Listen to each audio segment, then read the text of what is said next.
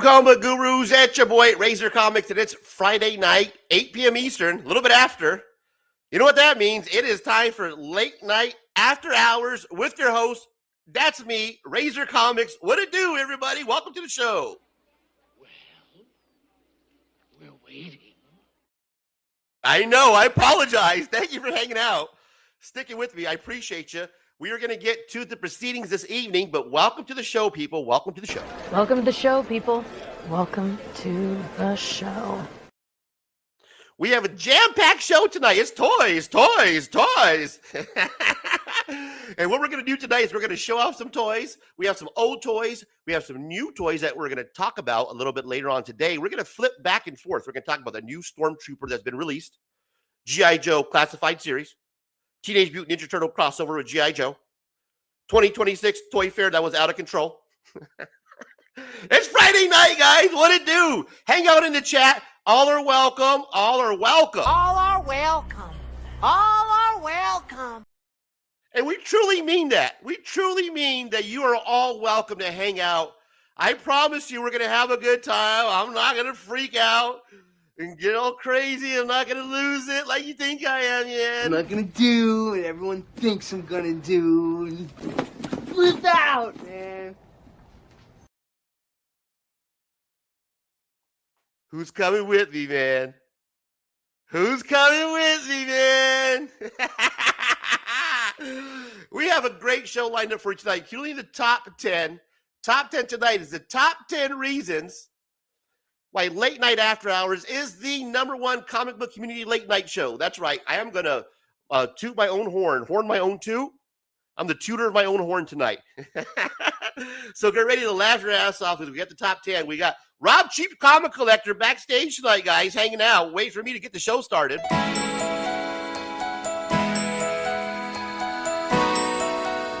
Cheap Comic Collector. He's got a video he's going to share with us. We have that all lined up for you tonight.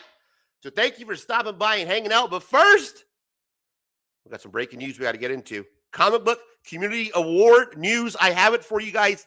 Only here you're going to get it as anywhere is here. That's what I meant to say. Only place you're going to get it is here. Razor Comics, Late Night After Hours. I have the exclusive Comic Book Community Award 2026 news. The exclusive news updates to the award comic book community. You're going to hear it here live right now. Let's get to it.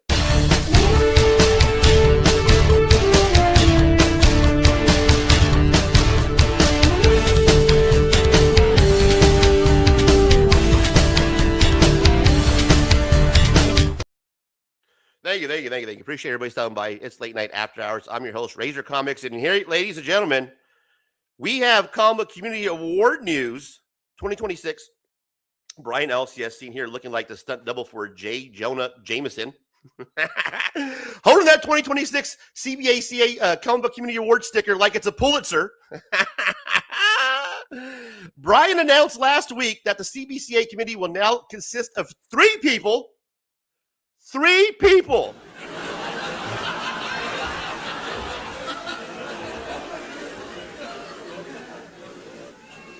Three. Because when you think community, you think 3 people, which is basically a small group chat. Reports say that restructuring is meant to streamline decision-making for the Comic Book Community Award members. Yes, nothing says fairness like being able to reach everyone involved by turning your head slightly to the left. Is that the left?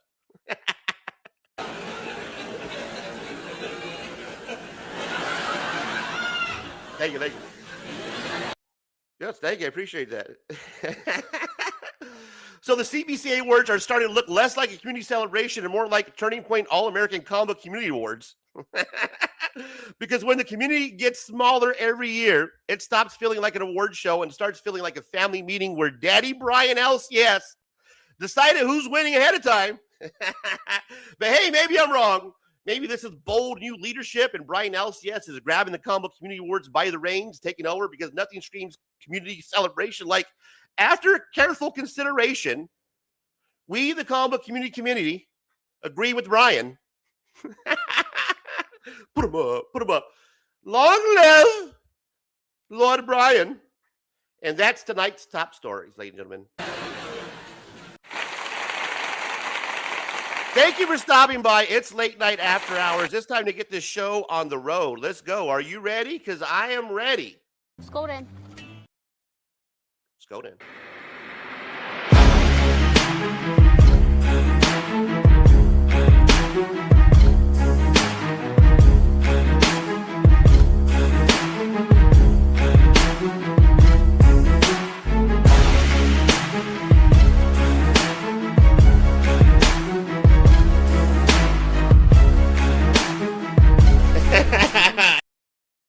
All right, enough of that nonsense. I have Rob, Cheap Comic Collector, wait backstage. So without further ado, ladies and gentlemen, it is the my friend, your friend. You all know and love him. We'll get him on here somehow. Rob, Cheap Comic Collector, what it do, my guy? How you doing? I'm okay. How are you? I'm all right. there I I'm am. trying to get, yeah, I'll get our screen eventually correct. I promise. All right, let's get that removed. There you are. What's up, buddy?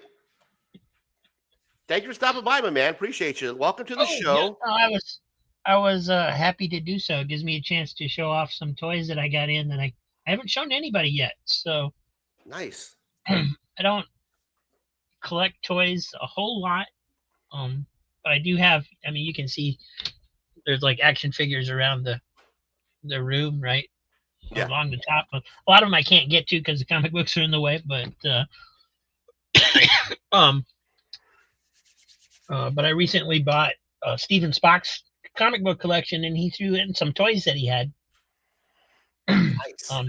So I've got, you know, a small collection of stuff that I haven't shown anybody yet. So. Plus, didn't you used to own like not a toy store, but like an arcade, which had like shit ton of toys?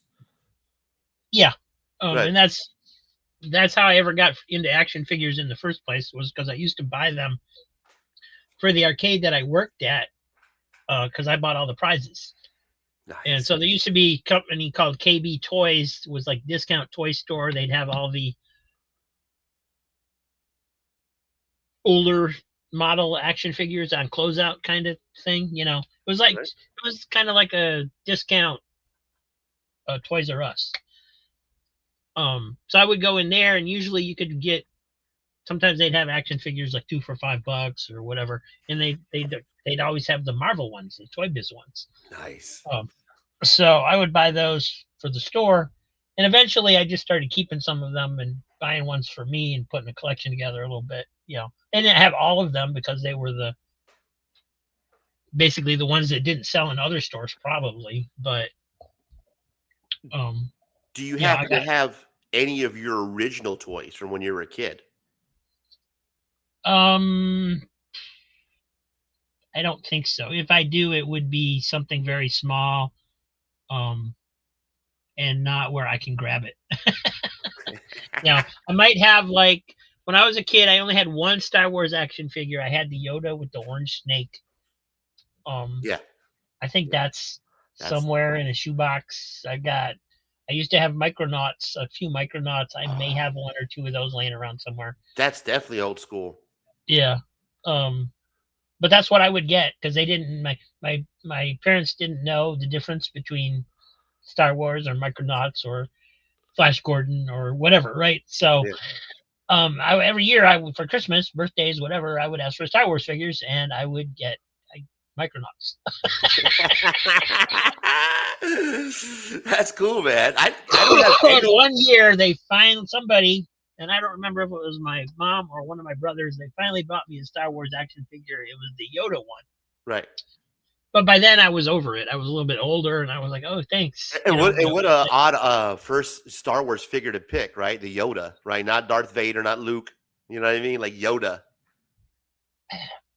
No, Yoda was cool. Yeah, I guess. Your first starter is Yoda, right? Yeah. You build the collection up. I need a Yoda and a RTD2 for my 12-inch collection I got going on. Those are 2 I need. I don't have too many of the smaller, the 6-inch figures or the whatever 3.5, 4, but I have the 12-inch that I picked up. Some of them from like the 90s and some that are more recent. And that's what I'm trying to build, is that little 12-inch setup. I don't have any original toys though. I kind of miss out on having those. I left a lot of my stuff to my younger sister when I left the house after I graduated high school, and I left her like my Laker jersey. I left her all my Nintendo games, my Super Nintendo. I left her all my cards and my comic books, what's Garbage Pail Kid cards, the small stack. I left her everything. Like she had everything. So if my sister has anything, it'd be her that has something of my stuff. But after I graduated high school, man, I stopped like collecting toys and even like playing with toys. It wasn't until when I moved out and living alone and had to figure out something to do, because I'm sitting here in my apartment. I was like, all right, well, we'll start collecting action figures, and you get back to wanting to have like the original toys when you had the kid, because now I don't have them anymore.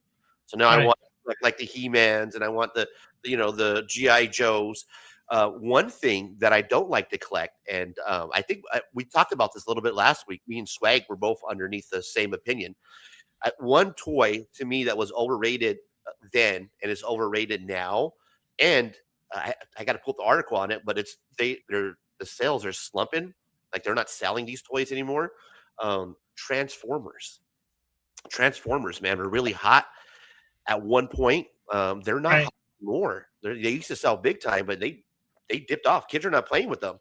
Yeah, Transformers were after kind of my time with toys. I remember my nephews being into them. And I thought they were cool because you could transform them. And, you'd never really seen anything before like that before. I thought it was a pain in the ass, to be honest with you. Some of them I've never actually played with them, so it could be very easy. I was more of a Voltron guy. Do you remember the cartoon series Voltron and the toys that you could connect them and they would form the Voltron? That was cool to me, man. Somebody piloted that was cool. Like I was more Voltron and kind of, yo, man, Voltron sucks, bro, because Transformers are really hot. I wasn't a big Transformer guy. I'll be honest with you. Even nowadays, I never. I think I owned Optimus Prime when I was a kid, and I say think because I vaguely remember playing with Optimus Prime, and it might have been my cousins. But I wasn't like I have to have Teenage Mutant Ninja Turtles is what I was collecting. G.I. Joe is what I was playing with, and He-Mans. Those were the three that would just be all in my. I had Castle Grayskull. I had the whole setup. So those were the three, and I didn't collect any of the Transformers. Didn't dig it at all. Thought it was a pain in the ass. When I was young enough to be playing with toys like that, I never really had those kind of toys. I had the closest thing to action figures. Would you have like a stick? Or your mom had you go outside and play with it? I was a country boy. We lived out in the country, so when it was playtime, we went out and played with the woods. We played with our dogs. We went fishing. Whatever. So like kick the can. Didn't play kick the can, no. But we had bikes. We would go explore the countryside. We were free to do basically whatever we wanted to. So, but I did have, and I don't know where I got them. If they were hand-me-downs or if my stepdad got them at like a garage sale or what they were. But there's some really old, and you can see the ads in some old comics. But there was a series of figures, Western figures, cowboys, right? Okay. And they were big. They were like 12-inch whatever kind of things, but they were all molded plastic, and it was like Johnny West, and they had horses for them, and so I had some of those. Well, it's funny you mentioned that because those toys are way better than what they're playing with now, man. That's a toy. Every once in a while, a couple times a year, I open one. I take a figure down because I'll show toys every once in a while on my channel or something like this comes along, and I'll open a figure, that's been hanging ever since I bought it in the 90s or whenever I bought it. And so I picked out a figure tonight to open up. And we're going to open up Phoenix. Exclusive. Let me make you big. We're gonna open that tonight. Let me see one more time. Yeah, we're gonna open this one. Ladies and gentlemen, stay tuned. Smash a like to smash. We'll be opening that later on. It says her hair and eyes are supposed to light up, but I imagine the batteries don't work anymore. So. We're gonna find out. It's mint in the box, man. No, my daughter hates that. She hates that I open up my toys because I love to open them up. Like I don't have shit Right. in the box. Nothing's in the box. She's the in the box collector. Like she's at the point now where she doesn't open her toys and play with them. She puts them in the. Well, that when I was collecting them, when I got into collecting them, when I was buying them for the arcades, that's what I would do too. You know, I've got some old like action figure magazines with price guides in them Yeah. and stuff because that's what I would do. I was like, oh, I can get these things for like $4, and it says in here that's worth 20. It's like score, you know, and it's like no, it's all bullshit. It's funny because I was talking backstage earlier when we're mentioning the Toy Fair 2026, and we're talking about the new toys that came out. The toys that they're playing with now, bro, are horrible compared to the shit that you and I were playing with. You know, of course, your generation kind of started it off, but even before that, like kids were playing with like nuclear shit, dolls that were eating like hair and like shit. Now kids are playing with stuff that's like collapsible, you know, floaty wings that come together, and it's, you know, all creative, make your own game board. So to see the toys completely shift now to what the kids are playing, the Toy Fair 2026 top 10 toys that lady was showing off are just horrible. There was nothing fun. There's maybe one or two that were, that's kind of interesting, but it was nothing like, oh man, It's that's supposed to be like the top 10 new toys, or yeah, is it exactly, the top 10 new Okay. toys. And there was like no Tickle Me Elmo, nothing like that shit that popped. You know, it was like they're horrible, man. We'll look at it. But one thing that's not horrible that's coming out, bro. And we'll show a new toy, and then we can show off an old toy, and we can kind of go back and forth. But this is the new stuff that's coming out, and I want to kind of highlight this for us toy collectors watching them live and on the replay. We're all stoked for this. This is the Playmates set Teenage Mutant Ninja Turtle and G.I. Joe crossover. This is an art. Playmates lost the TMNT license after 40 years, but is going out with a bang, especially with the Teenage Mutant Ninja Turtle and G.I. Joe crossover line. So they have some pictures here of the crossover line, and it's the Turtles. A legit saw crossover, man. This year, Playmate Toy celebrates the 60th anniversary. 60. Yeah. I saw an article about an hour ago saying they were going to come out with a chain of Paramount was building Teenage Mutant Ninja Turtle pizza restaurants. No shit.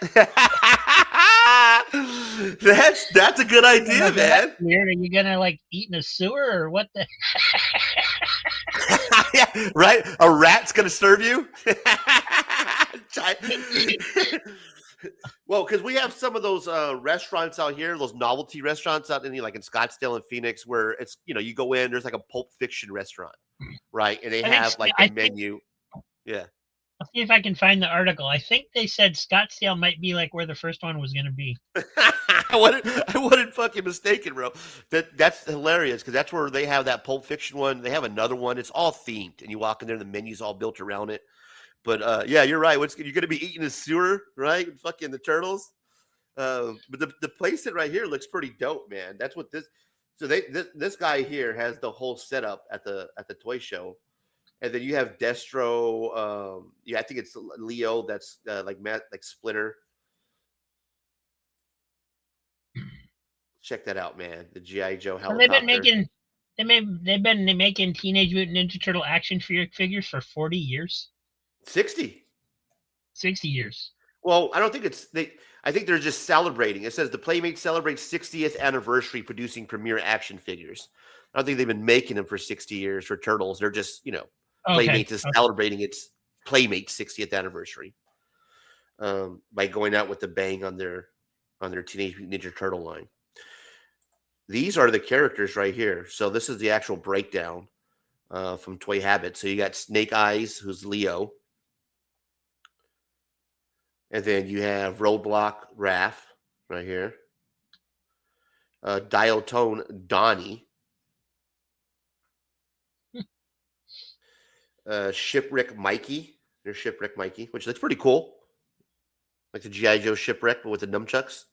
Mm-hmm. And April O'Neil Scarlet. So you got Scarlet as April O'Neil. That's pretty dope, man. So it looks fun. You know, they got a lot of cool, you know, the accessories look cool. The toys are nice. The sword's nice. Check out Leo here.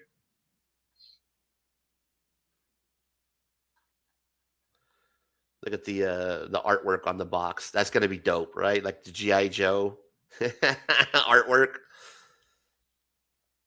And then you got Roblox Raph. So yeah, these are the new ones that are coming out, and this is gonna be cool, man. Look at Dial Tone Donnie with the pencil mustache.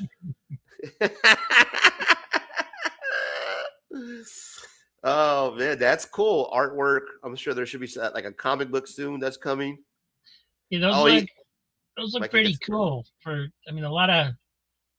Somebody put a lot of work into those. Yeah, Shipwreck Mikey looks really dope. I think he's my favorite. I like Shipwreck, and then he has I forget the name of the eagle, the bird. There's Scarlet April O'Neil. I don't know that one. Oh, Alexa, calm down. But yeah, there you go. A little bit of old, a little bit of new. Speaking of old and new, before you show off and we get into your toy, I'm a little upset, man. I was getting my my little toys together before the show, and last week when we ended our show, or my show, and then I went over to Joe's, I started to pull my toys out, and I pulled out the Beastmaster to get ready to show off, you know. And this Beastmaster I bought a couple years ago at the Epic Toy Show, which is where I'm going to tomorrow. It's tomorrow, no, Sunday. And I bought this with which is hard to find, with the whip, the original whip. And now, bro, the whole reason why I was kind of running late to even meet with you is I was going crazy, and I can't find the friggin' whip. Like that's so hard to find too, because it's just this small. You know, it's about this. Right. Oh, I was going crazy trying to find this fucking whip.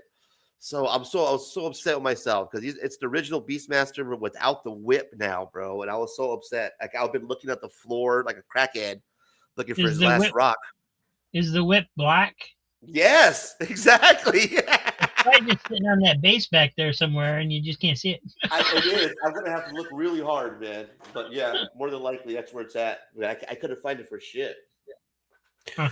All right, bro. Let's see what you got, man. Open up. Can we do the? Let me give you a drum roll before you do it. How about that? You want me to open it first? Yeah, let's do that. All right. And I already cut around the edge so you wouldn't have to like watch me struggle with trying to get it open. Right? Oh, we ain't got shit else to do, man. Struggle away. So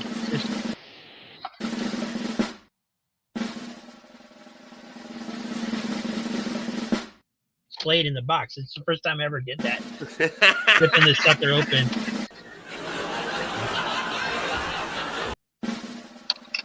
So you got the little hand thing, and yeah, here she is. Got a button on her back. It doesn't work.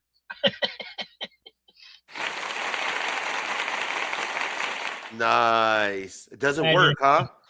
What batteries? Batteries are 40 years old or whatever, you know. What size battery does it take? Like a watch battery? I don't know, you got to unscrew her back, so there's like a little button battery or something in there. Yeah, it's got to be, right? Like a fucking watch battery. It's not like what I got laying around the house, you know. Yeah, exactly. But, not much articulation, you know. You got the arms that move and so forth. The head doesn't turn or anything like that. So, it comes with a launching stand, which I thought was going to have like some kind of spring or something. Right. But that's all it is. So you're supposed to like somehow make her stand down there, even though there's no pegs or anything to make them stand up, and then flip it so that they'll go, you know. Imagine they'll hop about that far since it's not spring loaded or anything. I thought it was going to have like a spring or something where you could, you know, you just touch it and it's like a mousetrap. It goes off, you know. Yeah, no, you got to pound on it and launch it to your sister's eye. She's sitting across from you. I have to try and get some batteries to see what it looks like lit up one of these days. But that's all it is. And it comes with a card. I don't know if the cards are all the same in the packages or if they were just random back then. What card you get?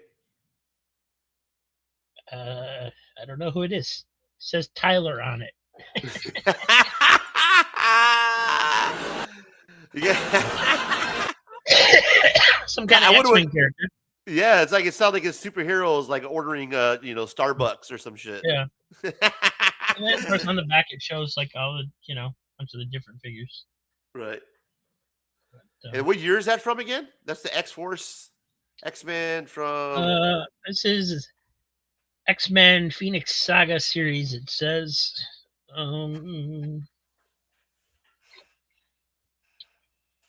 1995 copyright Copyright. from Toy Copy. Biz. So All right. that's Well, cool. I got my Marvel. I will admit that like I've opened some of the older ones too, and different shows and stuff, and every time I open one, I'm usually disappointed because whatever they're supposed to do, Right. doesn't work. Right. And I don't know because I just left them in the package for so many years. The insides have rotted. Yeah. I've seen like Quentin talk about the rubber bands inside the like G.I. Joe figures, like going bad and stuff.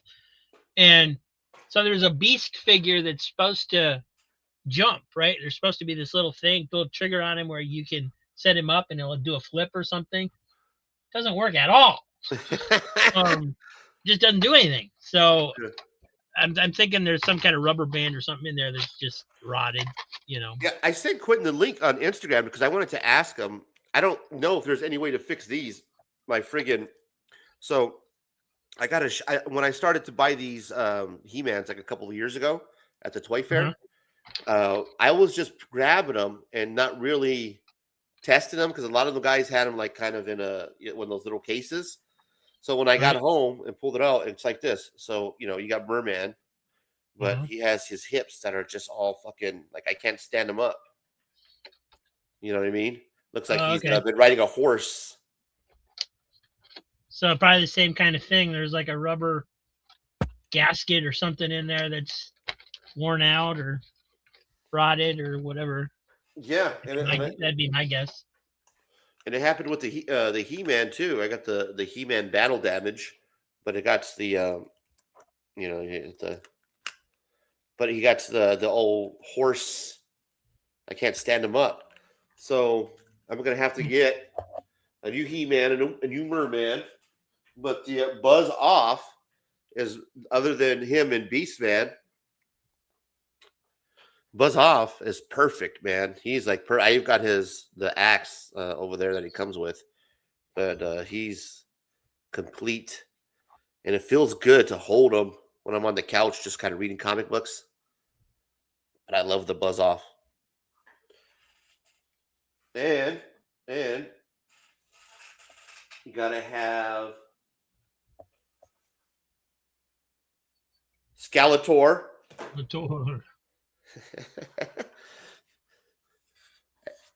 With the battle damage, Panther, and I have the seat, the saddle, so it's complete. Boom, right? And then I got Evil Lynn, but Evil Lynn is from the Masters of the Universe Netflix series, the Revelations, so she's not original. But this articulation on the Evil Lynn's really cool, man. That purse is not hers, just so I didn't lose it. But you can change out her head too. She has another where it has the white head and a smaller staff. So that's pretty cool. And then this Teela from the original series. I just don't have her sword. It's hard to find her sword. So I don't have that, but I have it, the original Teela. So I have a lot of the original He-Mans. And we'll show off a little bit more a little bit later, man. I'm sure we're boring a lot of people with our toys. But thank you guys for stopping by. It's late night after hours. I got Rob here, Cheap Comic Collector. We're just hanging out, showing off our toys, talking toys. I did want to share another article with you guys before we move on to the top 10 and stick covers and all that good stuff. Speaking of toys, we have A bunch of the new signature, or excuse me, the classified G.I. Joes that are coming out. So these are cool, really detailed G.I. Joes. And these are the new G.I. Joes that are either out or coming out. Some of them are already sold out. But this is a cool one, man. This is the G.I. Joe Classified Series Ninja Force Zartan. These are dope. For $30, you get all this for a toy. Zartan with the mohawk, all the accessories, the bow. Man, he looks tough. Oh, that's cool. Yeah, for $30, $27.99. These are pretty pricey, but these are really cool. Look at that. Yeah, but it also says it's sold out. So Some of them actually, I was all set to complain about the price, but if it's sold out, what can you say? yeah, no shit. I some of them were. There it is, sold out. Yeah, there you go. That was sold out. This is a pre-order, so this one you can still order. The cowboy, of course. Well, this character is G.I. Joe Classified Series number 200, Alejandro Ballum, Sundown, Luna Mendoza. Huh. Got a cowboy. Got spurs and everything. Let's check this guy out. He has a cape and shit. Was that like an Aztec in the back? That's pretty friggin' dope. Holy shit. I never heard of Luna Mendoza. Oh, damn. That is pretty sick. You got a couple of 6-shooters, an axe. Is that why they're called classified? Because they're all new figures that nobody's ever heard of? Or I guess so. I don't know what the whole classified is behind it. But look at that. That's pretty sick, bro. I don't even know if he's like, a part of the new comic book series, or how do they release them? Like if they introduce a story or where their first appearance come from. But that's sick, man. I like this new character. His cape is fucking dope. It's blue and it has like the Aztec, the Mayan drawings in the back. That's badass. So that's sick. This is off of the Hasbro website. This is actually Hasbro Plus. So if you go to the Hasbro Plus, it has all the new Star Wars figures, the Black Series.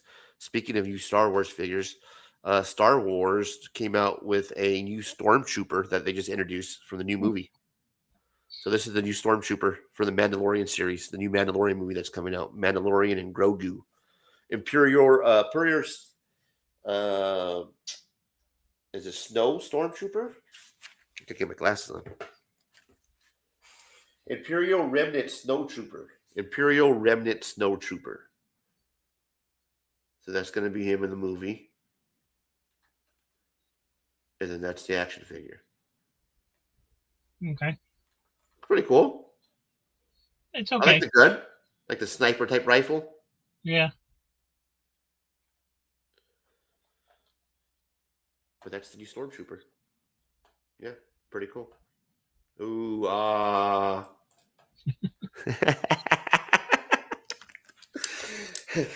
Yeah, man. Toy Fair 2026. I guess there wasn't a whole lot going on at the Toy Fair. I'll show you that, and we can kind of review that. There was this lady there, a couple of them. I couldn't find the one that I wanted to show who was hilarious. Kind of broke it down like new style. But this is a good one here. This is where they show off some of the new stuff, some of the actually cool new stuff, not some of the lame stuff. This one is the Toys 26 Fair. So this is the Toy Fair 2026 New York Best in Show. My son and I spent the entire day checking out hundreds and hundreds of booths to bring you our top picks from the Toy Fair New York 2026. We think these are going to be this year's most sought after Christmas gifts and all around best toys in 2026. We found and tested out active toys, hilarious family games, creative Wait, toys what? for music, and what was that? Wait, what? What was the hell was he doing? Didn't look like any family game. What the hell is that? Look at Sought that. after Christmas gifts and all around better day, checking out hundreds and hundreds of booths to bring you our top picks from the Toy Fair New York 2026. We think these are going to be this year's most sought after Christmas gifts and all around best toys in 2026. We found and tested out active all right. toys, hilarious The family hell? games, creative toys. Wait a minute. What the heck? What was It he looks like doing? you have a fake tail that you're supposed to. That doesn't look like the top 26 toy.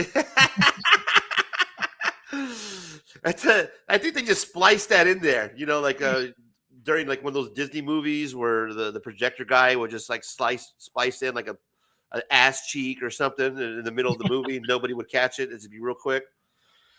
I mean, yeah, I guess that's a top toy for adults of 2026. I'm not sure you should be having your kid with a 12, looks like a 2-foot dildo. Yeah, well, wrapped around his ass. I assume it's supposed to be a tail, but it's supposed to, it's a bad perspective. I guess it's supposed to be like those games, like you would play like at a birthday party or some shit, you know, a shower, a baby shower or something. Mm-hmm. I'm assuming. I don't know what are they trying to pick up? Are they trying to pick up like baskets? And you're using like a trunk? Maybe that, I don't know what. Oh, yeah. Hilarious family games, creative toys for music and art. No, that's old school right there. That's like the original. What is that? Where you would get the stencils, right? And you would spray it, and you would have so many colors. Yeah, well, I've even gotten that for my kid. So that's nothing new. That's old, man. That's like at least a good 20 years old. There's nothing new about this at all. So far, all I've seen is a dildo game and an old school stencil spray paint game. Lovers, educational toys, sensory.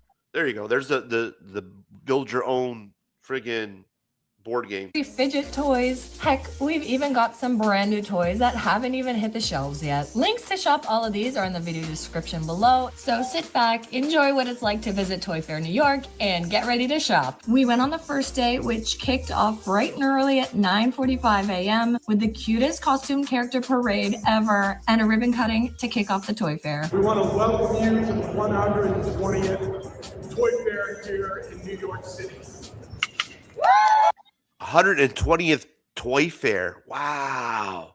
They've been doing that shit for 120 years in New York City. That's a lot. That every year for 120 years, putting on a toy fair. Holy shit, bro.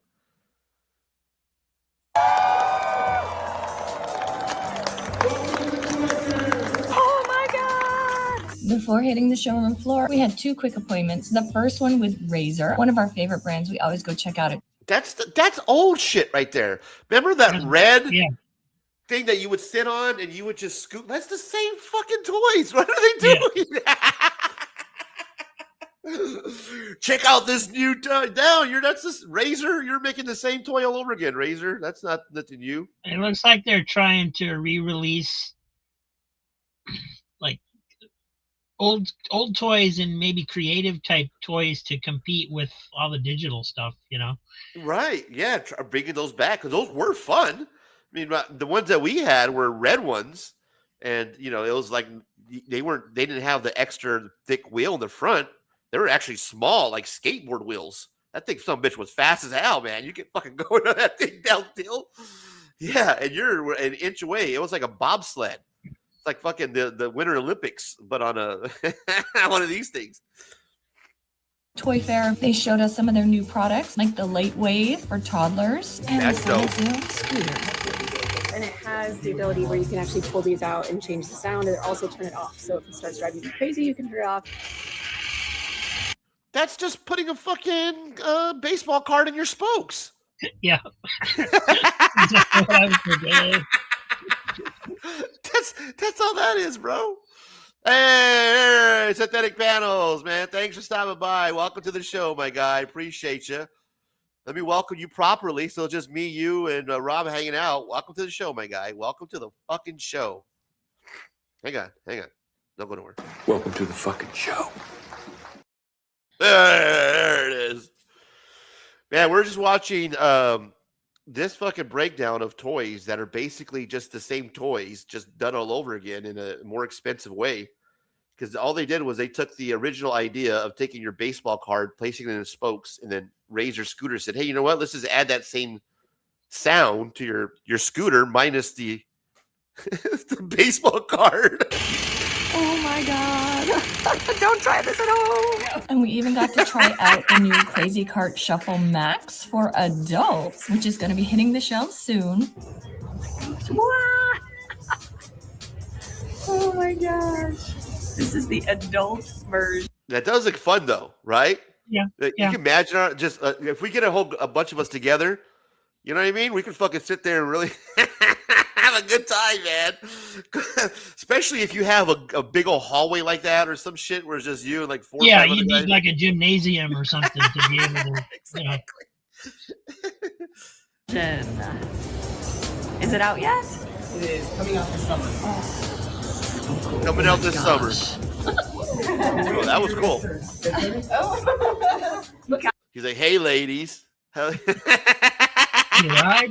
Right? How to do it.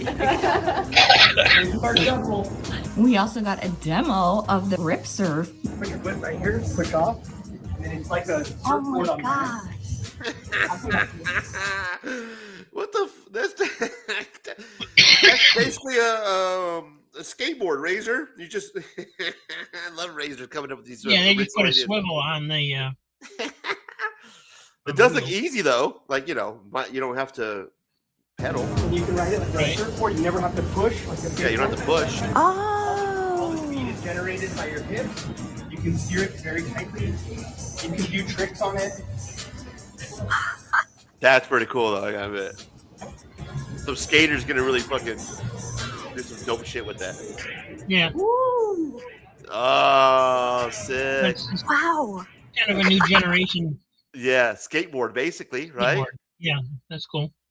We also got a guided tour of the Jazzwares booth, which always has the cutest stuff. Here's the squish pillow. Wow. Yep. It's like a squishmallow toy in a pillow shape with 3 firmness options. They are so That's a pillow. so squishy and it's so comfortable, just like a squishmallow. Ah, with a removable cover that you can wash. Oh, plenty. And with Pillow comes with a Squishmallows pillow? now, it's a whole That's a fucking pillow. What a concept. It's basically these guys right here, that squishmallow feel, but in a pillow. Yeah. So basically, you're Yeah, that's the toy, man. getting hot the toy. insides of one of those in a cloth. Yeah, right. I was laughing too, man. Same thing when I was watching these breakdowns of these hot toys. It's hilarious. It's a lifestyle brand. So cute. Like, Oh my gosh. Sticky Rolls is a whole thing now. They've got licensing for a bunch of different characters. They have bracelets, of course, but now they have necklaces and a brand new one that's called Sticky Mates. The idea is you pull one out and then you squeeze right here. You squeeze the arms and then it just Pinches off. pinches off. And then once this is gone, you have 4 more rolls in the back. Yeah, so you have 5 total, 50 stickers total. And then it also acts as a key clip. Oh my God. I see that being popular. I mean, just because I see a lot of those, like kids wearing those like on their backpack. Because my daughter picks those up a lot of time when we go to like GameStop. Like that's like kids like wearing that shit like on their backpacks and keychains and shit like that. So I see that being kind of popular depending on how much it is, because that's cool for these kids now. My daughter likes that type of shit. So I mean, that's gonna be popular. Yeah. What's it called? Sticky mates. Sticky Mates. Cute. Yeah. Oh my God, the Oxalotl. Ah. Pikachu, Puppetronic. Pikachu. Oh, his tongue. Oh my gosh, he's so cute. That looks a little freaky, right?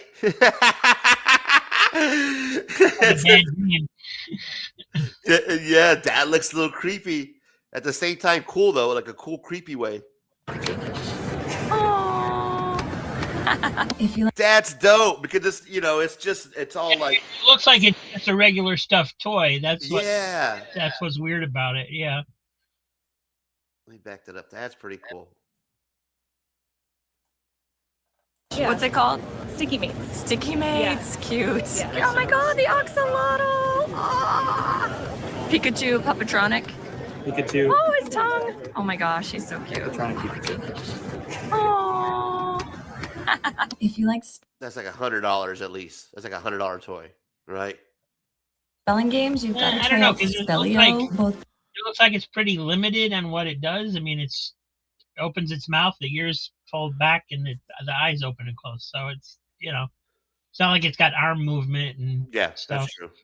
$60 toy. Players get a bunch of consonant cards and then they battle over the vowel cards in the middle to spell words. Super fun and educational. Nope. One thing I love about Toy Fair is coming back and seeing a brand coming out with variations of their amazing product. Eggmazing is one of these. It spins the egg while you decorate it. That is kind of their OG product. But what So it's Easter eggs. It's an egg spinner. It's Here, kids, make Easter eggs all year long.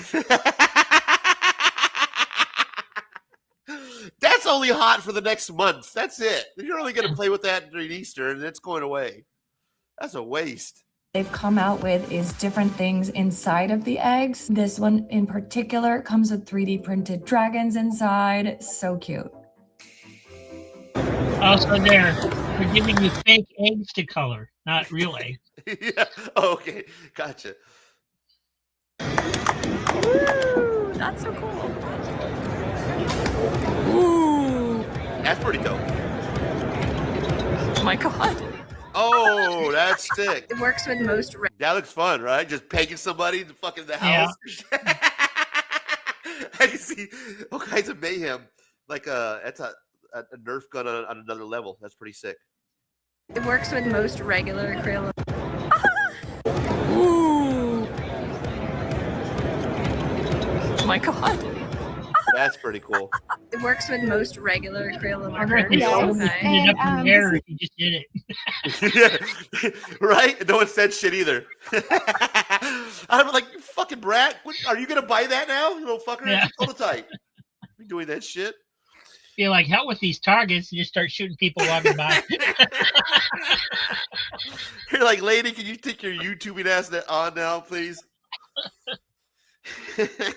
Yeah, nobody told that kid shit. And you know what happened? They cut the video right afterwards. If you notice, like almost immediately after, like they had edited. I'm sure that somebody said something because if you notice that edit's quick. Ooh. Oh my god. It works with most regular. She's like, ha ha ha. They're like, yeah, that's not funny, bitch.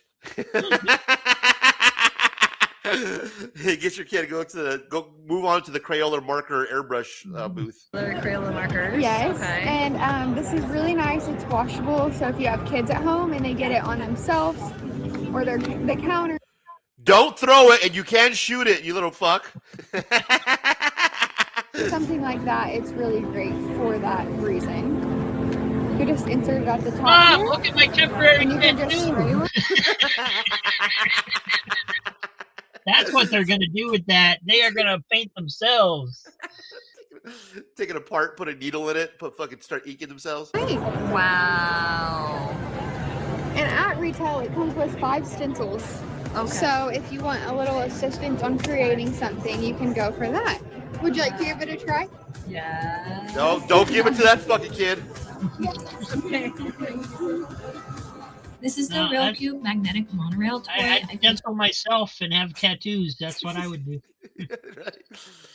Now this is pretty cool. This reminds me of that, like when you take your kid to the dentist's office and it has that, where you take one ball and you go around it and you all the way to the end of it. So this looks like one of those next level where you take something and you kind of move it along the rail. Featured it in the 2025 Toy Fair highlights video, but when I saw it again this year, I couldn't help but include it again. It is just so fun. There's an elevator now. That's dope. Never truck. That's so fun. Oh my gosh. Oh, this is like a track where you can make your own configuration. That's kind of Yeah. cool. Yeah, like kind of a train set, right? But like Yeah. you can kind of shift it and make it your Like own. putting a Matchbox track together, except it's, Just Yeah, a that's actually motorized. a pretty good motorized. idea. That's a decent idea. Better than his fucking airbrush. This is the Rail Cube magnetic monorail toy. I featured it in the 2025 Toy Fair highlights video, but when I saw it again this year, I couldn't help but include it again. It is just so fun. There's an elevator now. And that bird. That was correct. That's so fun. Oh my gosh. Ah. A good old crane game. You had one of these in your arcade? Sure. Yeah, a couple of them, right? That's Yeah. so. Are they rigged? Yes. And what's the secret behind the crane game? Like, how do you master it? Is there a certain secret you can share? Like You gotta the modern crane games. You used to be able to set the tension and stuff. If you look at the claw, there's little set screws and stuff up there. You can move the collars to adjust how far it's going to open and close and things like that. But in the modern ones, most of them have 3 settings that are all set electronically. So it will give you, you can set like the grab strength, the initial grab strength. Right. And then like as it goes up, it's another strength that you can set. And then as it's on its way back to drop it, there's another strength that you can set. So, like like if you're playing a claw and it's one of those where it picks it up every single time, but it drops it before you get it. Right. The person whoever owns it has set it to do that purposely. Right. Oh, now, doesn't mean they're all rigged because you can set them however you want to. Right. But you can also set the probability. So you can set that, okay, 1 in every 20, 1 in every 10, 1 in whatever. So a lot of them have that capability too. Wow. No shit. It all looks like it's all skill, right? That's bullshit. It's never has been. Never has been. That's good. See, I knew there had to be something, right? Because it's not just like they're all the same. I mean, because it seems like what you're describing is exactly my experience, right? You grab something, and then the claw goes down at a certain speed. It seems like it goes down pretty quick. Boom, grabs it, and then the speed up. Seems like it takes fucking forever. Like, I got it. Come on, you little fucker, just get up there. And then it gets up there, and then all of a sudden it starts moving. And then when it starts dropping, it feels like if it's almost releasing itself. Yeah, and it is. It is. That's exactly what it's doing. Your eyes aren't playing tricks on you. That's what it's doing. It's saying, no, this son of a bitch, he's got to play again if he wants to win. Is that why you stack those machines with like good prizes? Because like fucking you guys are going to win that shit. Well, you can adjust them based on the costs of the prize, right? So, I tried to be fair with mine and set them, but sometimes also, like I would put Funko sodas in some of them, right? Okay, right. And apparently these things are a pain in the ass to try and pick up. Yeah, because very rarely would somebody win one. Right. And I ended up putting other stuff in the same crane as well because these were so hard to pick up. But fuck, man, those crane games are so tempting. They're so. And also, I just wanted to tell you one story real quick. When I was buying cranes, when I finally started having my own equipment, and I'd go out and find used stuff, and a friend of mine, and we went over to Daytona because there was some guy that had like 50 crane games for sale or whatever, Right. But you could buy just 1 or 2 or whatever. And we go in there, and there's a chain of grocery stores called Winn-Dixie, and some of the cranes were themed to Winn-Dixie, so I didn't really have any interest in those because I didn't have any Winn-Dixie accounts. But at the bottom where the wood base is, there's all these staples. Okay. And I'm looking at it, and I'm like, I finally asked, and it's like, why do all the Winn-Dixie cranes have staples in the bottom, like on the playfield? He's like, well, they used to staple the plush to the bottom of the playfield. Oh, that's fucked up. So, I mean, that would only be the bottom level, right? So, as an operator, I'm like, first of all, I'm outraged. I didn't buy any cranes from the guy. You know, I don't know that it was his fault that they did that, but it was bullshit, right? Yeah, And I mean, my thought is that what kind of a son of a bitch do you have to be to even think of that, let alone, you know, let alone do it, but to even have that thought yeah. that you would do that, you know, and You're then like, I can't win that fucking plush on the bottom right corner, no matter for the life of me. It won't Right. budge. But as an operator, I can understand a little bit why they did it, because they were probably couldn't keep the cranes full, right? Okay. They would run out by the time they got back. So the grocery stores or whoever, the managers, whoever, are probably bitching at them all the time. You need to come like every other day or every day or whatever, because of the, you know, so they're probably making a ton of money, but they can't afford to get there that often to refill the things. So they stapled the bottom level so that it's always got plush in it. It never runs out. Right? Yeah, it never runs out. Yeah. But at the same time, it's just a jerk move. It's a pain in the ass. You know, if that's your problem, then put a second crane in there. Put 2 of them side by side. Put 3 of them side by side. You know, don't. Yeah. That's crazy. a good trick though, man. If you think about it, that's a hell of Well, a trick. it's just, I mean, it's a carny trick, right? I just, like I said, what kind of an asshole do you have to be to think that way? To think of doing that, right? That's like the crate game is like the last great almost carnival, game too, because it's everywhere. It hasn't went out of style. I see them at Denny's when you walk out, when you're checking out, you can't you're waiting to check out, so you're gonna sit there and drop $1 in there. You know what I mean?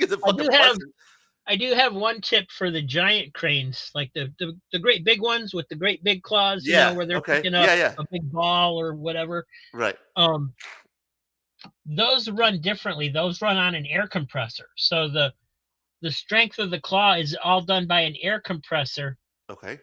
And the air bleeds off because it has that initial close, and then it gets looser and looser as it goes back to the home position.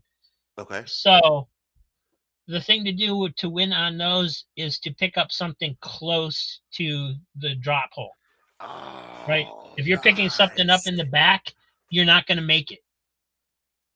But if there's something like right there, go for that. If you can pick it up, you're more than likely it will stay in the claw until it's time to drop. You're gonna get Cardi death threats after this, Robert. Yeah. There is one other evil trick that I saw somebody do. I was working for a guy,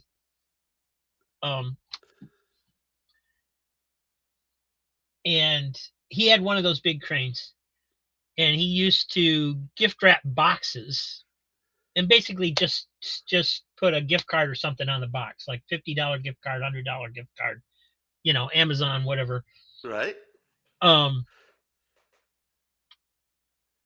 And he's like, oh, I got to make some, he's like, oh, I need you to make some new boxes for the cranes. Just, you just gift wrap them, whatever. And it's like, oh, okay. So gift wrapping fucking empty boxes. Okay, whatever. Right. He comes running up a little bit earlier. It's like, no, don't seal them yet. Don't. I'm like, why not? Right. It's just an empty box. The asshole puts a bottle of water in that box,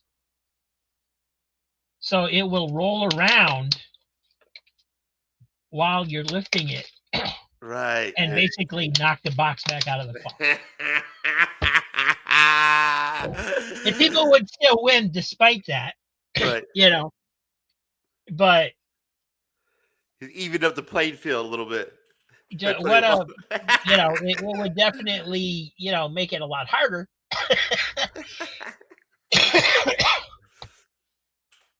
Got it. Any other tips? No, That's the only two evil things I saw. Would you say just stay? Would you say stay away from the crane game? Just stay away from them unless you. No, not at all. Because they are winnable, But if you're seeing, like we talked about, where you're picking it up but it's dropping it, and it looks, well, damn, it looks like the claw just opened on its own. The claw did just open on its own, so don't play that one. Exactly. Play them a couple times, see if they're set fair or not, and if they're not, move on. But I love them. But there's a lot of good ones out there too. Let's see if he nails anything. That's shocking. It really bounces. Let me see it up close. Oh, it's plush, but then really firm, like a tennis ball inside. Wow. So somebody took a tennis ball, wrapped. Well, that seems like it's been around for a long time. I'm not sure.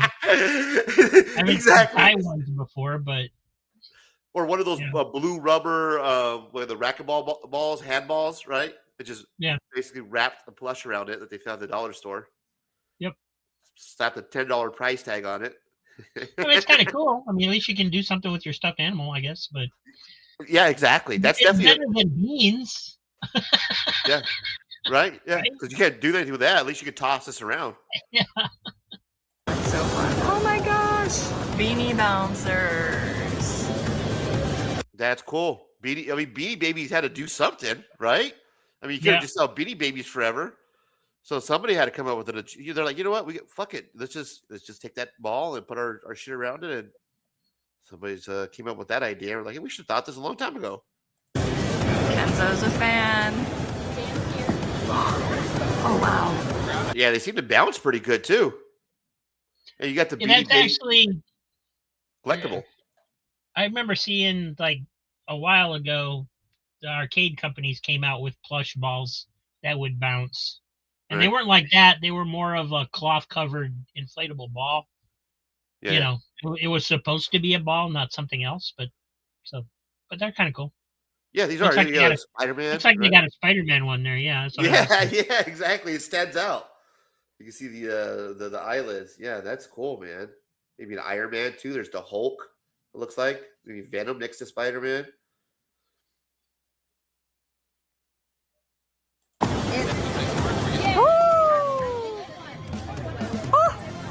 Oh my gosh. Oh my gosh. Which one? Which one? Oh, he got to grab one and then he won one. That's awesome. Yeah, he won one. Yeah. But this one here specifically, they wanted like a natural. Now this is a trip, right? So it's like that regular kind of almost like your own moon cigarette dust. type thing or what? It's fucking moving, bro. Did you see it moving? So it's like that moon dust or whatever, like that you would play with the sand moon dust, but it's moving. It's like alive. It's so like not even there. It's so lightweight. Wow. Yeah, that's the fun thing for me. If you're like filling a accessory table, it's much lighter. This one here is glow in the dark, and this tray itself lights up. So what do you do with it? You know what I mean? That's what I was gonna say. Can you do anything with it, or is it yeah, exactly. like a sensory toy type thing? So it like fuels it, so you can play with it. Yeah, I think you're right. It's just like a sensory type thing. Like she said that it glows in the dark, so you just like kind of I guess sit there at night by yourself. If you're lonely, you have nothing to do, you pull that fucking thing out.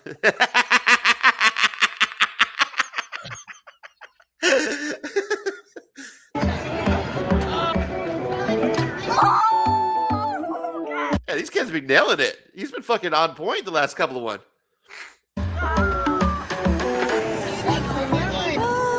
The only game he didn't win was the fucking crane game.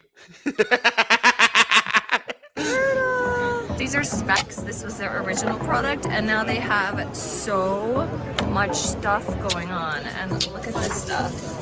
Oh my gosh, it's magnetic. So a lot of century stuff, right? Because they haven't had that for 100 years. Yeah, we have. It's magnets. satisfying. What it is this generation, right? They don't know, right? They've sensed all this that's shit true. for the first That's true. time. But also, it seems like this lady is really into the sensory, educational experience type toys. Right. You know. And there's a lot of them now. And There we maybe go. that's- Finally, maybe something that's good. maybe that's what where the toy companies are going in order to compete with all the digital stuff. Maybe they have to Right. Yeah. do that kind of stuff. A complete 180. Yeah.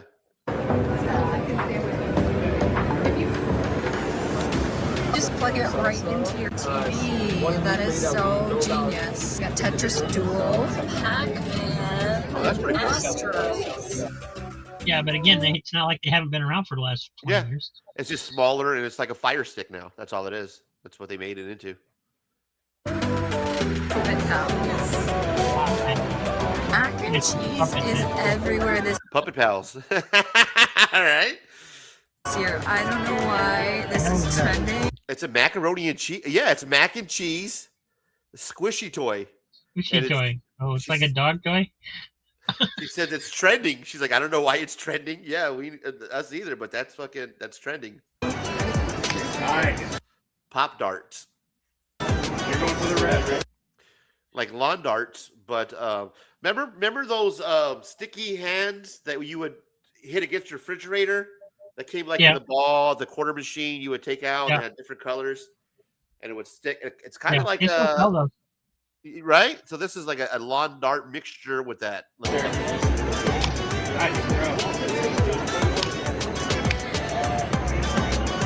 Whoa. There you go. Awesome. You want to throw? Mushies. They are slow rise foam. So soft and scented, most of them. They have different sizes, different themes.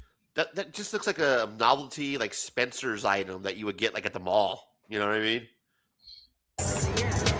Dumplings, just so cute. Oh my gosh. Cubes of Jell-O. Oh.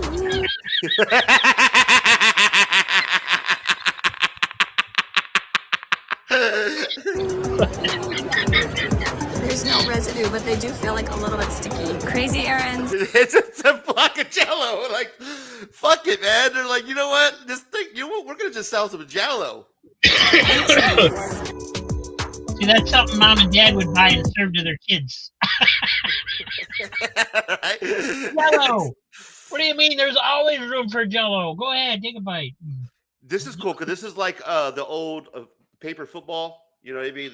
Where you're doing but with a little pop in it itself. It's pretty cool. I'm not going crazy. We just found another mac and cheese toy. Like, what? Egg putty, boba tea putty, silent basketball. I can hear it. Yeah, it's fun. Ninja basketball.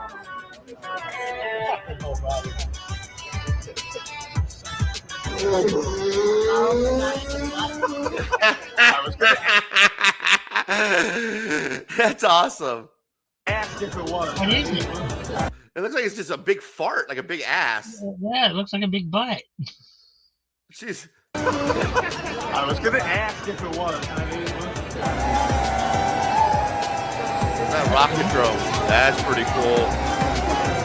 It's the dancing battle of the century. It's Krog versus Shark. Who's got the moves? Is it the green team or the green team? Ready, dance!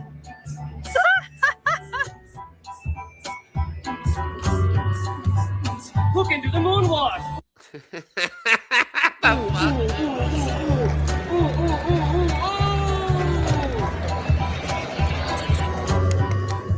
So cute.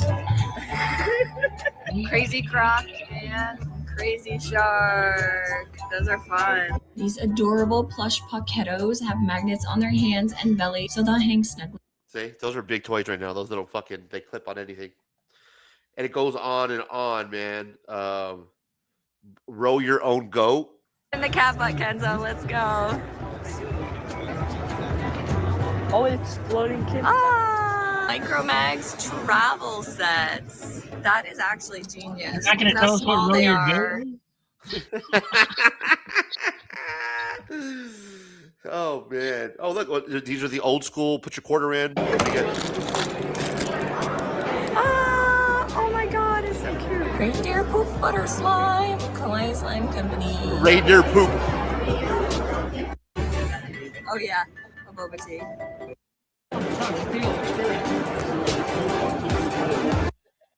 Your typical collectible that will sit on the shelf. There's a lot of versatility. All right. Well, you get the gist of the new toys that are coming out. Nothing really cool. I mean, this looks like gift shop type toys. This doesn't look like action figures and. It looks like a lot of novelty. Yeah, exactly. Nothing like G.I. Joe or Ninja Turtles or anything like that. It's like, you know, this is all imagination toys and shit. Yeah. All right, bro. Well, let's do this.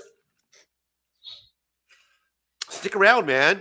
You mind hanging out for the top 10? I got a bunch of toys to show. Cool. Do that. Let me see what you got.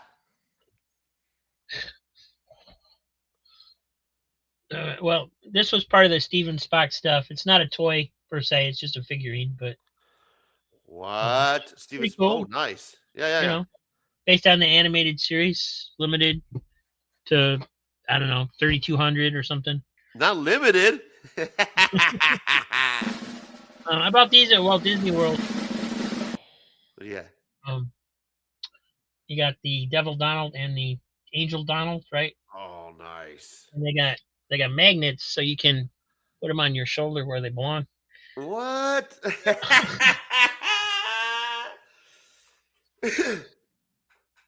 That's a cool toy. And when they don't do anything, but damn, they're cool. You just walking around Disneyland like that, right? Looking like a douchebag. I was. That's fun. All right. And then this is one I got from Steven Spock. Oh, that's a cool Wolfman. It seems to be hand painted because it's a little bit gooey. Wow. So I don't know how to get rid of the stickiness to it, but it's Does it still stand up? It's got holes in the feet, so it's supposed to, I guess, it does stand up. Can't show you on camera, but that's perfect. That's cool, man. It does. It actually stood up a heck of a lot easier than that Phoenix figure did.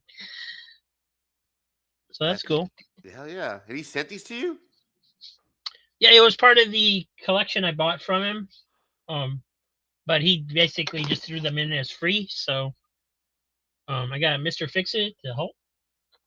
Right. Nice. And he comes with another different hands and a different head and stuff. But that's cool. I got the Funko sodas.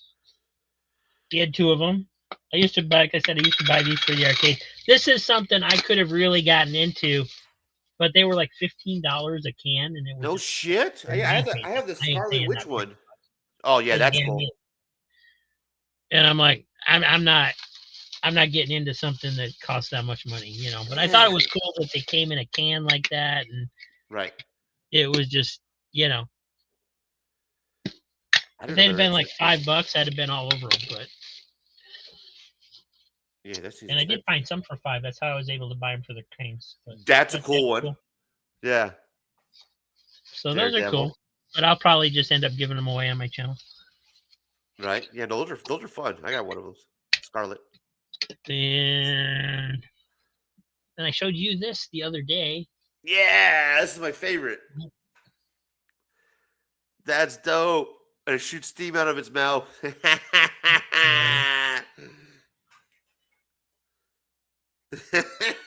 That's so sick, bro.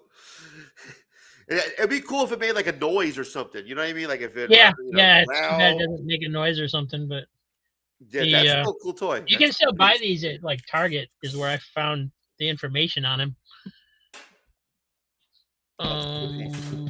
What else? I got this. Oh damn, Spider-Gwen. That's sick. Are you gonna keep it in the box? I'm probably gonna give it away as a big prize at some point. It's just too dang big, I don't know why they put it in such big big packaging. Yeah, I like that. Interchangeable head and shit. That looks dope. Yeah, man. it's cool. Somebody will like it. Yeah, that's gonna be a good giveaway right there. Let me know when you do that. I want to be there for that giveaway. And let's see, the only other thing I grabbed one of my Star Wars figures off the wall. Nice. From episode 1 because it's the talking ones. Oh, those are cool. And I have the communicator. Yes. Oh. So unfortunately, the sound is a little. Sounds like maybe it's getting old. Doesn't quite sound like Yoda. So but I got a whole bunch of those on the wall. I left all of those in the cases because really the only cool thing about them all were that, they talked, but you can make them talk through the plastic. So. Right, that's dope. Claim $3, you will. Yeah. So yeah, that's what I had set aside to show. So. Oh yeah, well I got a new superhero, a new action figure that was created by you, bro. Me. Here's your comics. What's up, comic book gurus? Kung Fu Grip.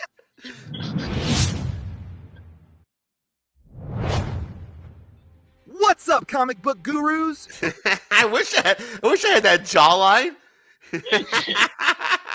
Yeah, for once it didn't make you some fat Asian kid, right? Exactly. Gave you a jawline, a square jawline. The slicked hair looks good. Looks pomade. Got some product. These are cool, man.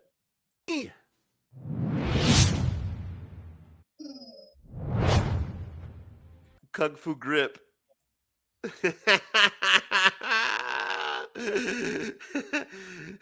These are cool. You know, I got to get a figure made out of me. You know, one of those superhero figures made out of like a 3D printed one. What's up, comic book gurus?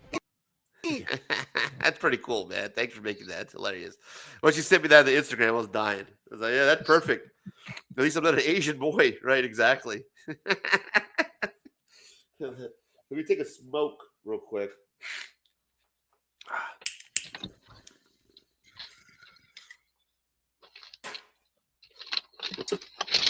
I try to put together the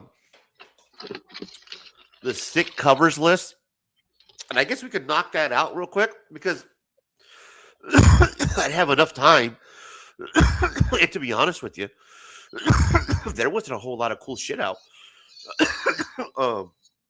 last week. Not to toot my own horn, but I nailed some speculation, bro. I might start getting into speculation game, Rob. No joke, no joke, man. Because it's not hard to speculate. Like the last couple of sick covers that I did, I told you guys to get the hippopotamus cocaine, right? That's hot. I picked that up. It's in my pool box. I'm actually going to get that tomorrow. I was supposed to pick it up today, so I didn't have time to pick it up. But I got that. I got the A and the B cover. The only one I didn't get was that white sky. When I called them, I forgot to add that, or I would have picked that up and sold that for $100. I would have had, because I told you guys to get the white sky last week. I said get the hippopotamus cocaine. So the secret sauce that I'm noticing when it comes to speculating now for the new comic book shit, it's real simple, bro. It's basically buy any issue number 1, right? That has nothing to do with superheroes.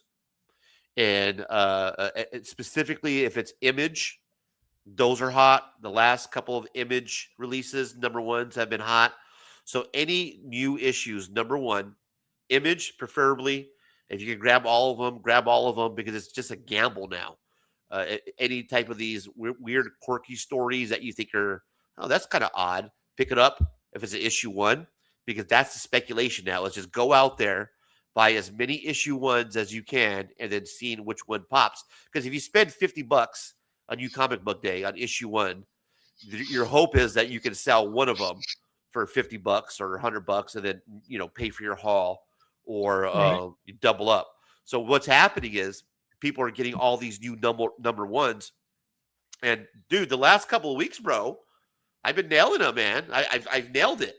So I'm thinking, hey, your boy, fuck it. I just might become a flipper, man. You should give it a try. You should try it and track your results on here on the channel. Right? And see which ones I get right. There's this good rant I'm gonna do a video on. This guy nailed it. I don't know the name of the channel, but I'm gonna save it for my video. He does a rant on white sky. So you'll see the thumbnail. It says rant and white sky on it. And he, for as far as rants are concerned, he nails it, man. He does a good job about being funny. He does a good job about being informative. He has clips that he drops in between, his take, and he does a great job. And he basically calls flippers a bunch of fat fucks that are lazy and don't want to get a job. And he's right on though. I mean, he's nailing it. Like he's telling, he's like, these guys, suck because all they're doing is buying up the number ones and this and that, and that's all it is. That's exactly all it is just going out there, picking up the issue number ones and just gambling, right? And it's Right. and Yeah. I've noticed it. That's all you're doing. It's not hard. I mean, any reseller does the same thing. You order merchandise and you hope it's going to be good. I mean, I do the same thing with my sales. It's just that I buy old shit and only sell it for $3. Yeah. But it's really not any different. It's the same thing. Yeah, no, and the thing is that it's just FOMO. Like all it is like if you have access to a comic book shop, right? Because a lot of people don't, then you got one leg up on everybody. So you have access to your comic book shop. All you have to do is just search. Okay, those are the number one issues that have nothing to do with superhero. Let me get the cover A's, right? And then one of them might pop, and then all you got to do, man, it's fucking just stick your finger in the dike and pray. Because that's it's not that hard. I'll be honest with you. And that guy who did the rant nailed it. It's a bunch of people that it doesn't take a whole lot of back in the day when I started watching YouTube, which was not long ago, like the coronavirus, the COVID heyday of the content creating. The speculating was before that, and then after that was just basically around movies. So any like new movie that was coming out by Marvel or DC, the speculation was behind those characters' first appearances. Right. And you still get some of that where, like, I've seen people picking up Supergirl and stuff. You still get some of that. Sales and stuff like that because of the Supergirl movie coming out. Same thing with Lobo. Lobo's coming out with a new series that I guess people are thinking is going to be hot. Yeah, the Supergirl Lobo. I mean, it's not that hard to look at the different covers and go, well, I like that one and know that that's the one everybody's going to like, Right. Just like it's not hard to be like, okay, well, Supergirl's coming out, grab you Lobo, covers and all that shit. Because that was a speculation. Was just the problem is that there was a lot of movies that were coming out, and it was kind of easy to pick up these covers and speculate. Now those movies don't come out as frequently as they used to, so the speculate now I've noticed kind of shifted, and it's more new comic book day, first issue focused, brand new story, new character, nothing to do with superhero, DC, Marvel, more independent. Yeah, that's the shift that I've noticed, and it's like, okay, this is not hard. I can see why people are flippers, is because all they're doing is buying up the first issues and be like, okay, one of them is going to hit. Pretty much, yeah. And as long as you're selling them, like you're not trying to hold on to them, that you are flipping them. And the worst case scenario is you basically get your money back, right? Right.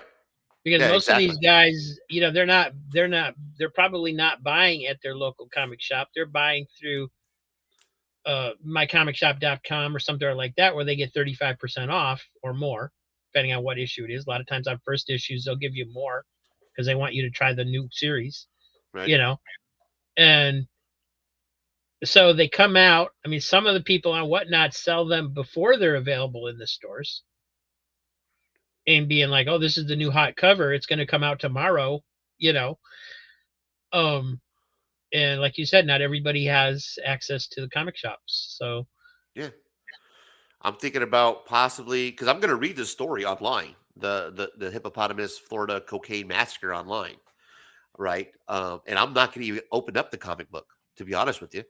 I'm not. I have the A and the B cover that I'm going to pick up tomorrow. I called my shop because I was so paranoid. I usually go on Fridays, pick them up, and then we do the show, and I have my stuff to show. So I was all paranoid because I didn't have time to pick it out. I was like, "Hey man, can I still come by tomorrow?" I was like, "Yeah, they'll still be here. Don't worry. We'll hold them for a week if we have to." So I have the A and the B cover. I'm thinking like I'm not even gonna open them up. I'm gonna as soon as I get them, I'm gonna fucking get bag and board from them right there for 50 cents, and bag and board them up. Read the story online. I was looking at the last or the what they're asking for online, and like 40 to 50 bucks. I see the pair at $100 for the A and B cover. So I mean, why not throw it up there for? I paid $5 a cover, put it up for $100, right? Why not, man? I mean, it's not going to increase in value any more than it is now. It's not like 2 years from now, 5 years from now, all of a sudden it's going to be a $300 comic book. Right. You know what I mean? Yeah, no, the best time to sell stuff like that, and I learned that with all the Disney pins and collectibles and all that kind of stuff, is when you get it, when it's hot.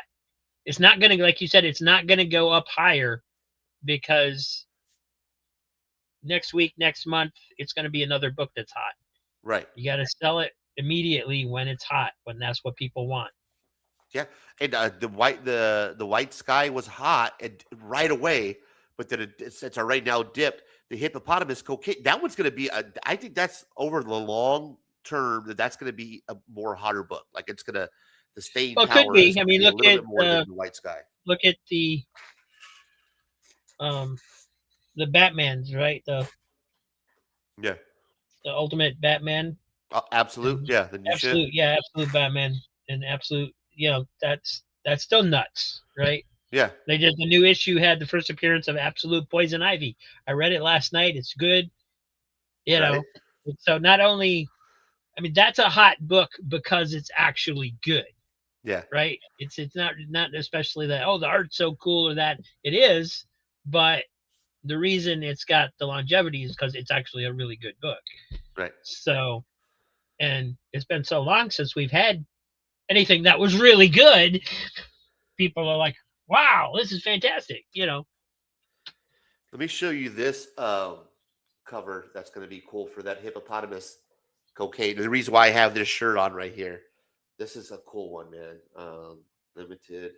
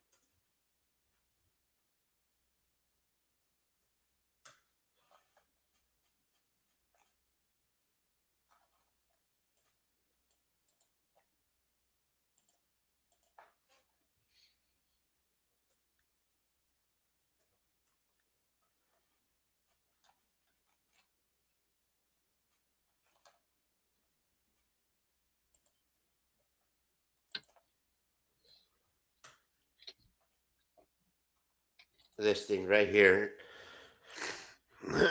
They want $100 for this.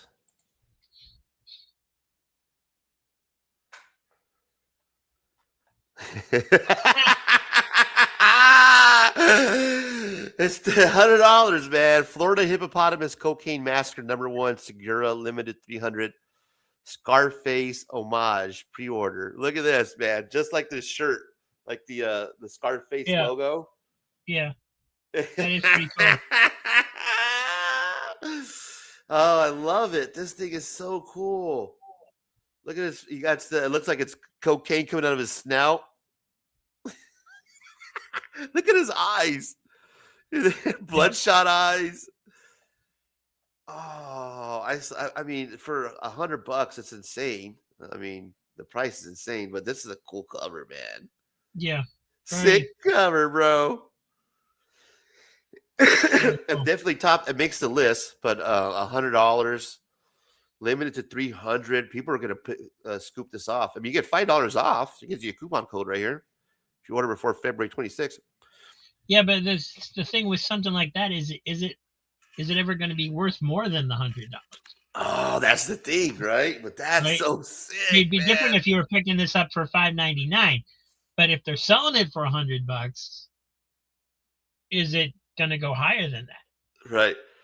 This character has got to be a badass character. The fucking coked out hippopotamus. Is this like a series or a one shot or? It's a series. It doesn't say how long it's for though on the breakdown. So I don't know, Okay. how long it's going to go for. So I don't know if it's a short little mini series or what. But man, yeah, I can't wait to share the cover. I'm gonna be excited to go tomorrow. and pick it up. And why is it Florida? Everything's in Florida, man. It's the hippos and cocaine. Nothing can happen in Florida. Pretty sure there's not hippos in Florida, but whatever. Hey, well, there was supposed to be hippos in Colombia, but Escobar took care of that, right? So, yeah, that's cool. This is just a sick cover, $100. Shit, man. I wish I could pick it up for 20, but damn. I want to see Yeah. what the inside art looks like. Does it look like that, or is it? I haven't read it yet. I have not read it yet. I haven't had a chance to read it online, but I'm gonna read it hopefully by tomorrow morning, and I'll give you a breakdown. Let's see if we can pull it up on Batcave, and I don't know if it's even on Batcave. Let's see.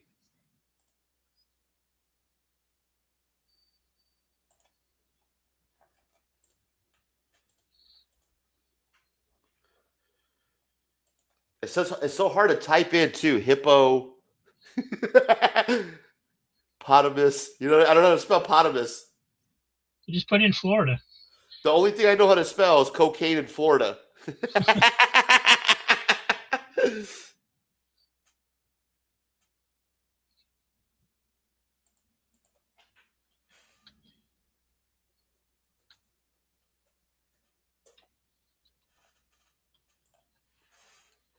Let's see, Batcave.biz. Let me see if it's on their new. It got White Sky. Yeah, here it is. Let's see. Let's take a look at it, bro.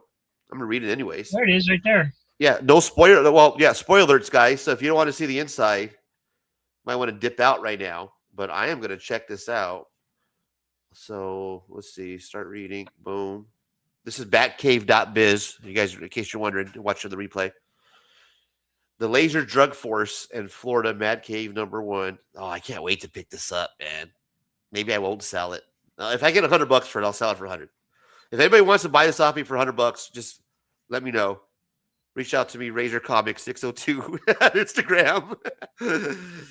Come on, man. This is going to be dope. All right, let's go. Let's get in here.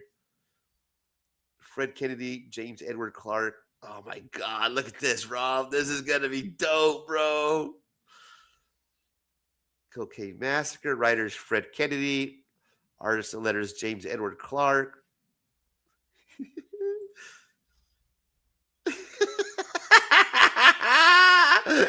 Look at her face is all hairy. It's gonna be so good, dude.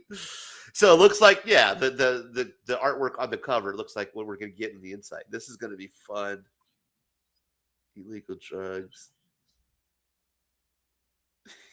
Oh, this is gonna be a good read. Disco Hippo Wonderland. Look at the and a fairway land called Florida. There's a place where the immortal music of the 1970s meets semi-aquatic African mammal. Conservation creating an unfortunate vacation, an unforgettable vacation destination for the whole family.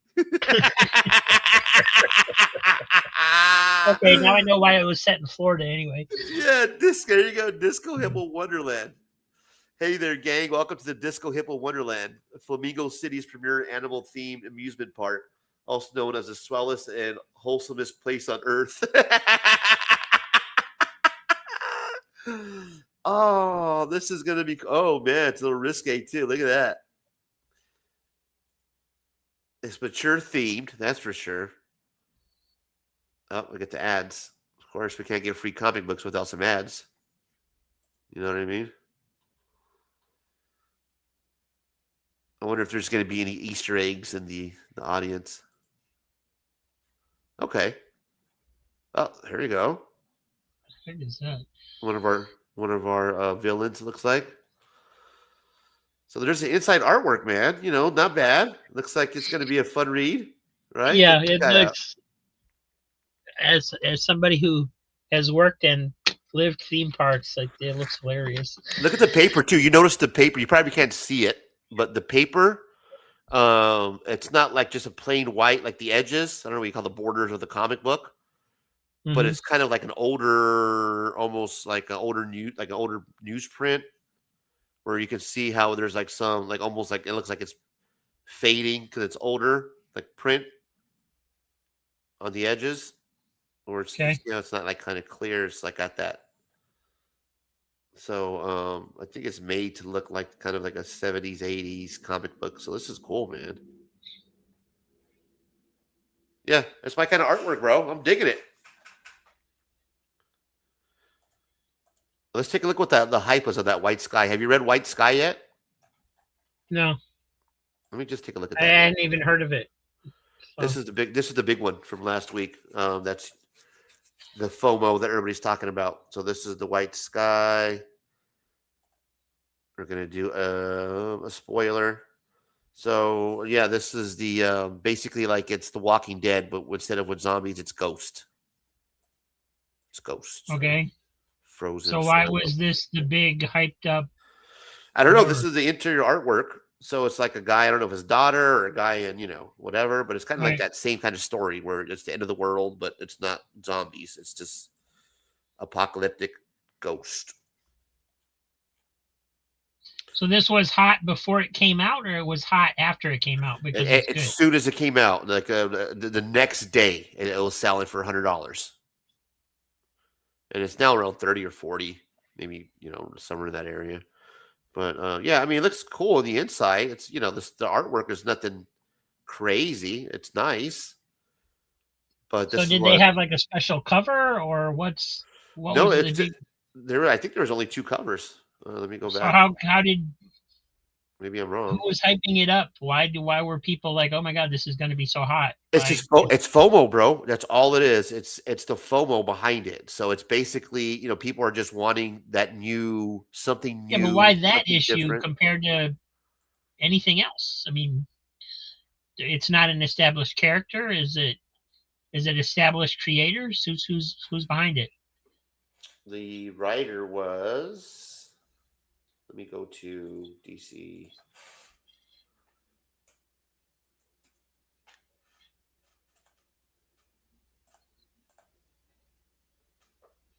I mean, is it because Comic Tom said, "Oh, this is a hot new book"? I don't know. What's I the don't know deal? because I don't follow Comic Tom, but I knew that I it was don't going to either. be big just Barely know based who off. he is. Yeah, but I knew I knew it was going to be hot based off the trends. People are picking up brand new #1 issues that have nothing to do with superheroes that are, you know, Image for Right. whatever reason, and that's where all the speculation is at. So let me find it from last week. Hmm.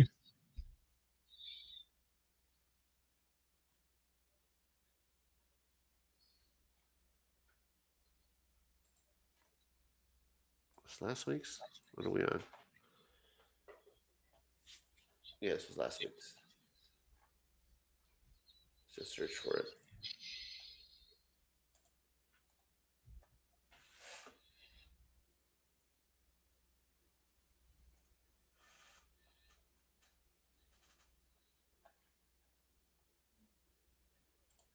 Oh, shit, there's 11 covers.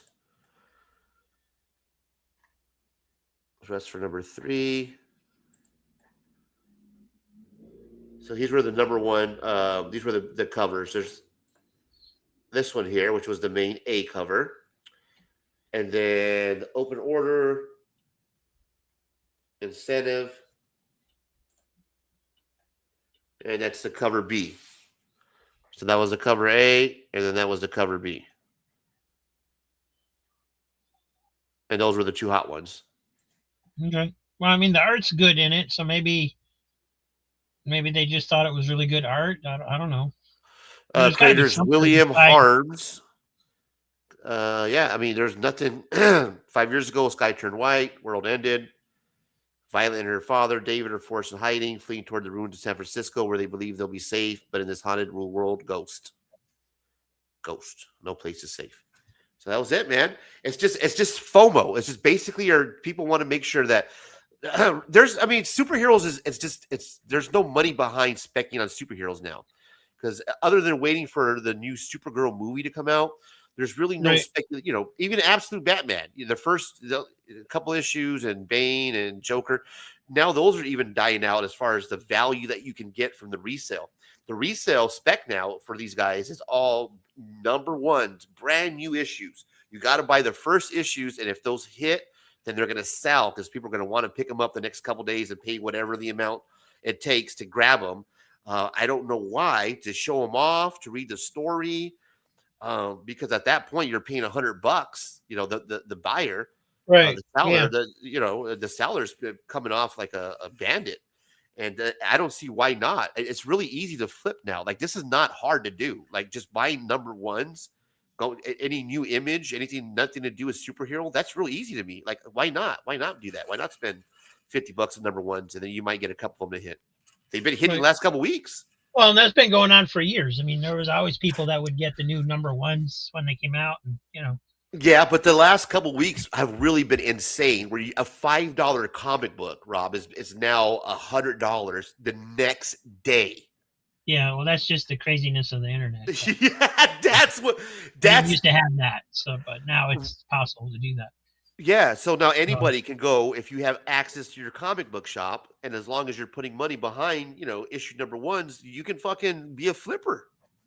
You can be a flipper. Well, like I said, if you order them ahead of time on one of the discount places, then even if it doesn't take off, if it just ends up being a random issue, you can, as long as you're flipping it right away, you can still probably get your money back out of it. Yeah, exactly. As long as you're flipping it you're right buying away. it below cover price. Yeah, and you're riding that wave. Now I'm late to the party. I'm picking up my hippopotamus cocaine tomorrow, and I'm thinking about putting it up. I'm going to at least put it up for the one of the covers, and try to keep one of them. Whichever one's going for the most right now is the one I'm going to sell, and I'm going to keep the other one. So I'll be looking to sell my cover, and I'll tell you what, if I do sell it, I haven't sold on eBay. So what I'm going to do, Rob, is I'm going to put it on, if I don't get an offer from somebody randomly. If you guys are watching, Razor Comics 602, reach out to me on the Instagram. But what I'll do is, if I don't get an offer like on Instagram or something, is I'll go ahead and put it on eBay. I never sold on there, but I'll put it on there, and I'll see what I get for it, man. I'll do that. You know what I mean? I'll ask for a certain price, and then we'll see, what we get for it. We'll do like a little experiment here on the show. You should make a thing out of it where, okay, you bought it for this much, you got this much for it, and then you take that money, you turn around, you buy this, and this, and see how high you can build it. Right? Yeah, right. That's just like drug dealing, bro. That's all it is. You take just flipping and see how it's like, okay, I started with $6, right, and bought this cover. I flipped it to 100. Yeah, flipped it for 50, 100, whatever. So now you got $50 to play with. Invest that, and just keep track your highs and lows and see how far you can build it. It'd be fun to watch. It's like that. Yeah, it's like that old Mike Epps. I forgot for a movie he was on. Yeah, he's like, yeah, first off, you started off with an 8 ball. You take that 8 ball, you flip the 8 ball to a quarter ounce. You get the quarter ounce, you flip that. Now you got the whole neighborhood hooked up with walkie-talkies and brand new sneakers. So yeah, man, I was like, this is not hard. No wonder people are so into flipping new comic books, because it's not, if you have access to a shop right now, the market seems like it's hot for new number ones that have nothing to do with superheroes. So speaking of new number ones that have nothing to do with superhero, I briefly, because I hadn't have a lot to do to a lot of time to put the show together this week. I've just been busy, man, working. I'm busy so much working that when I come home, I just want to decompress. All I've been doing is watching Pop's comics videos and G.I. Joe and fucking on YouTube, bro. That's all I've been doing. So I haven't had any time, but I did go over the list really quick, and I was only able to put together a couple comic books. One of them is actually a spec that, hey, it might hit. I'm going to add it to my pull list tomorrow when I go, and we'll do another experiment once I go pick up my cocaine hippopotamus Florida comic book and flip that. We'll see what happens. But I have another spec that's coming out for Wednesday, a new number 1, right? We hit last week, guys. So we hit the week before with the Dork or Diork. So let's see if we can make it 3 for 3 this week. About Dork or whatever it is. What's the deal with that one? That story was horrible, man. I read it on Batcave. I did read that one. It's not good. If you're into like Dungeons and Dragons and mystical dwarfs and elves and that type of world, that it's good for those cartoon mystical. If you like that, then you're gonna love it. It's got a shield with an eye that talks to you. The eye on the shield reminds me. Do you remember the old Beastmaster movie? Yeah, kind of. Where he had the ferrets, right? Yeah, as his friends, and there was that eye where that would talk, and the ring that they wouldn't talk, but it was the ring, and it had like that eye on it that would look around. Well, that's what it reminds me of on the shield. He has a talking a shield, but it's a big eyeball that looks at it, and it's just a magical, mystical half dwarf or a half orc and half dwarf. Dork is what he called. So it wasn't really that good of a story, to be honest with you. It was not good. It's just the FOMO behind it, man. It's a creator. For one, there are a couple things that story had going for it. It's a creator writer artist. So it's the one guy that's doing the story. It's kind of like almost like a Mark Spears type situation where he's writing it, he's doing it. He's been in the hobby for a while, writing comic books for years, and this is like his big break. So it's kind of like his monsters, but the only difference is this guy actually created a character in the world. And it's really cool because he got some map and shit that shows you the world, so it breaks you down. He took time to actually create a character with the whole world behind it. So I give him that credit. But to be honest with you, it's really not for me. It's just not a good story unless you're into, like Dungeons and Dragons and mystical beings. Okay. Well, a lot of people are. So yeah, exactly. Go check it out. But yeah, this week I do have one spec for you guys. It's going to be real quick. Sick covers. We only got 2 covers, 1 sick cover, and then 1 issue number 1 that's going to be coming out next week. Let's see if we can make it 3 for 3. So let's do sick covers and let's get it done. It's time that night. Late night after hours. I'm here, Rob, Cheap Comic Collector. Smash the like if you like to smash. It's Friday night. It's time for the sickest of the sick. Sick covers, bro.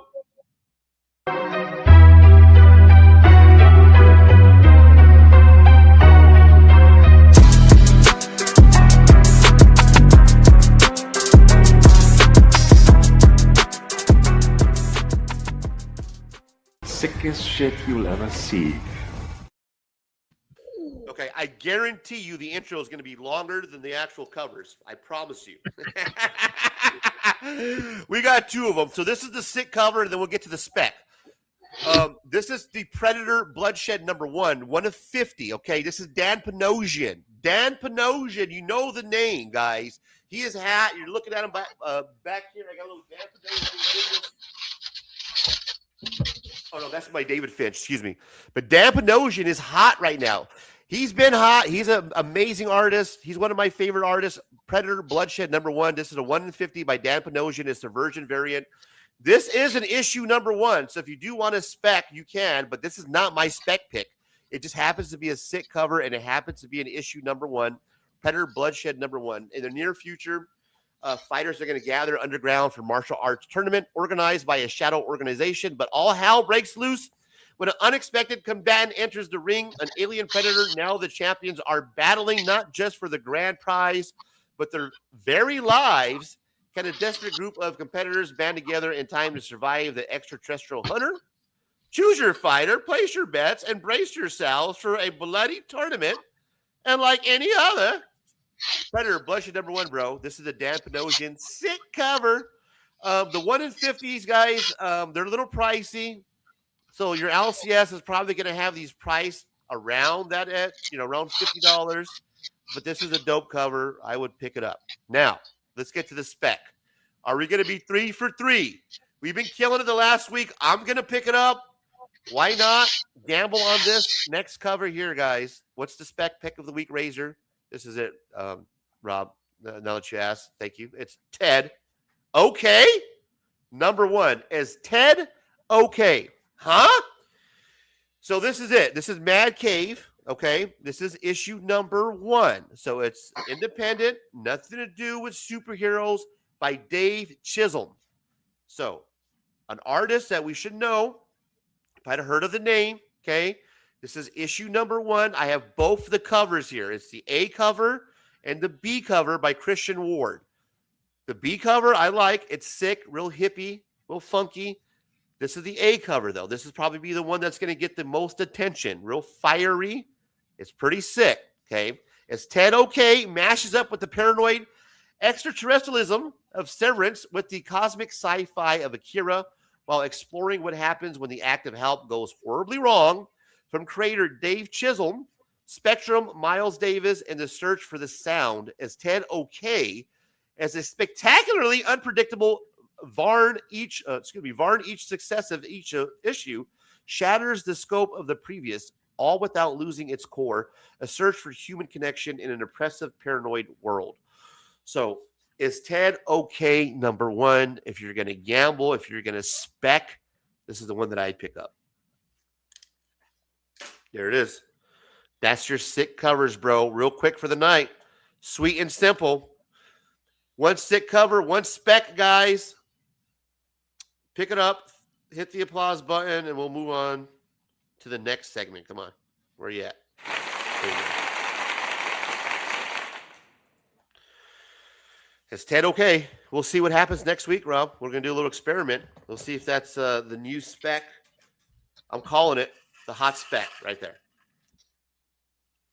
It's crazy how this book's been going, man. Yeah. They've been selling like crazy. FOMO is real when it comes to New Comic Book Day. It's insane that a $5 book from New Comic Book Shop is selling more than like a first appearance of a Spider-Man character or some shit. That's what it is nowadays, man. People that collect stuff are crazy, man. I mean, we collect stuff, so we know. But you know those like pressed pennies and pressed quarters and stuff that you can get at like Disneyland and Walt Disney World. You put a quarter in the machine and you press it. I once sold one of those for $150. Quarter out of Walt Disney World, and I sold another one like for $100, and I think one for $50, something like that. And what it was at Disney World they had ones where they had like yearly sets, right? They had the year on them, and they were around the property in different places. You had to go find all of them, and the one shop closed for refurbishment. The ride was shut down for like months, and nobody could get this one quarter to complete their set. And I saw one sell for $150 on eBay, and I was like, oh shit. And I worked for the company that took care of those machines at Walt Disney World. So I called the guy that took care of those. I said, hey, where's that machine at? He's like, oh, it's down at the warehouse. So I got my ass down at the warehouse and I pressed out 10 of them. Nice. He's cool grand right there, man. And I put them on eBay and made like $250. And then like 2 days later, the shop reopened and the machine was back out, and instantly, there was no more interest in them because I could just go pick them up at Walt Disney World. Exactly. Yeah, that's funny. When my daughter happened to win the fair, the state fair, the ring toss where you toss the red rings over the Coke bottles that are all stacked together, and you get the red rings. They give you a basket of them, and you fling in and you try to get one of them to land. For some reason, she was able to get one of them to land, and she ended up getting like a huge like Pikachu Pokemon character, a huge one, the ones you had to carry around. I had to fucking carry around the whole rest of the goddamn fair with me. Right. And on the way out, when we were walking out to the car, this lady and her daughter stopped us, and she goes, would you take $100 for that? And my daughter did not want to sell it. I'm like, you should sell it. You go, like, you don't want $100 for it? She's like, no, I'm gonna go ahead and keep it. And she's like, okay, well, we thought we offered. I was like, I was walking away with her. I was like, you sure? I could go back and say, hey, you want to go and take it? You don't. She goes, no, I want to keep it. This is cool. I go, yeah, that's $100. And I'm gonna walk around the goddamn fair with it anymore. Right. So yeah, people will pay. If it's something that they like, man. Hey, it's $100. I'll take it off you.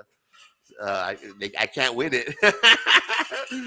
Yeah, so I feel you, bro. It's something that you have to have. Then you're going to pay the money for it. Example of that. My new comic book day has my local comic book shop, Samurai Comics. Their new comic book day show is on Tuesdays. So they have a live YouTube show at 6:00, and the show is basically all the variants and the incentives that you can pick up, not to cover A's, but just the incentives, right? The ratios that they sell, and then they do keys at the end of it. So that way you can get your incentive, your ratio, and then you pick it up the next day at the comic book shop, because they don't sell them inside the shop. Very rarely, unless they don't sell at all, that they put them actually on the shelf. You have to actually go on the YouTube show. So I was on the YouTube show, and I was waiting for this cover right here, which is I don't want to get up and grab it, but it's, give me 1 second. I'll pull it up.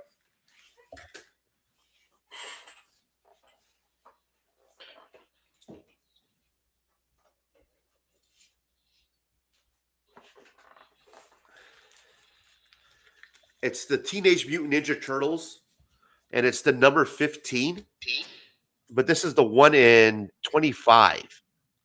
And just for a moment, I had to get up. And I don't know what I did, but at the time, yeah, I love it. It's the Virgin variant cover. But at the time that they ran it for $8 for the 1 in 25. And I didn't get my, teenage, the bid in. I didn't type in Teenage Mutant Ninja Turtles fast enough. So somebody else picked it up, and they picked it up for $8. Usually, because these are the turtle covers, they usually have a couple of the 1 in 25s. They only had one. So I was like the second one in the chat to put TMNT, and they're like, oh, no, sorry, man. We only had one this time. So I was like, oh, I really want this cover, because I read the story online. I've been following it. I've been doing the digital reading. So I went on eBay, right? And I picked it up for twice the value. So $15 on eBay, free shipping. But I ended up paying, $16. So I ended up paying twice as much because of FOMO, man, because I wanted to have this cover right here. Right. Yeah. So it's real. People will do the same thing. Speaking of, like, oh, you're paying extra for it because you have to have it. If you really have to have it, then you're going to pay for it. That's just, part of collecting, man. Yep. Let me put this back.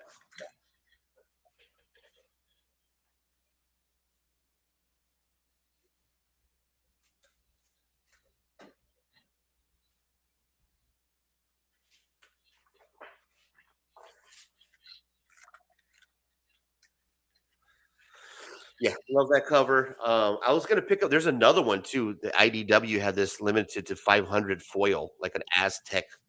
I think it was Mikey or Leo that was on the cover. Really cool, but $20. All the turtle covers lately have been really cool, man. And so one of the few covers that I've been actually paying money for to pick up, because I really like the artwork on the Teenage Mutant Ninja Turtle covers. Even the inside, the artwork's really good. All right, bro. I know it's getting kind of late. We've been on for 2 hours, so let's get wrapped up here, guys. We're going to wrap up the show. So if you're wondering, is he almost done? Yes, we're almost done. We're wrapping up the show. We're going to do the top 10, guys, and then we're going to wrap it up. Is that cool, Rob? Get out of here. Sure. Call it a night. All right, guys. Top 10, and we're going to get out of here. So what's the top 10? You asked me. That's a great question. Tonight's top 10 is reasons why Late Night After Hours is the best late night show in the comic community.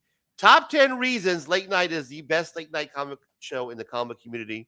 We're going to run the intro. We're going to do the top 10, and we'll call it a night. We appreciate everybody who's been hanging out with this late night after hours. Welcome to the party, pal. Welcome to the party. We're about to wrap it up here, guys. So let's go ahead and play the intro and knock out the top 10.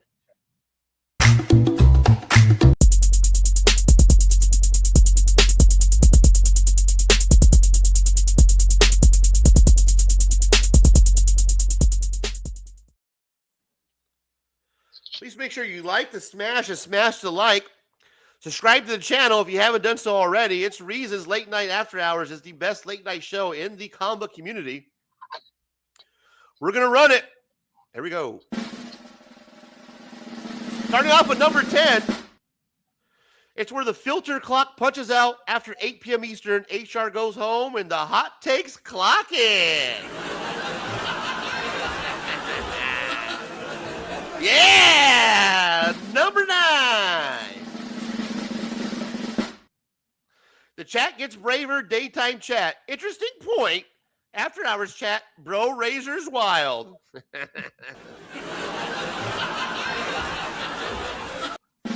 Number 8. Speculation hits different at night. That $3 cartoon book suddenly feels like a retirement plan.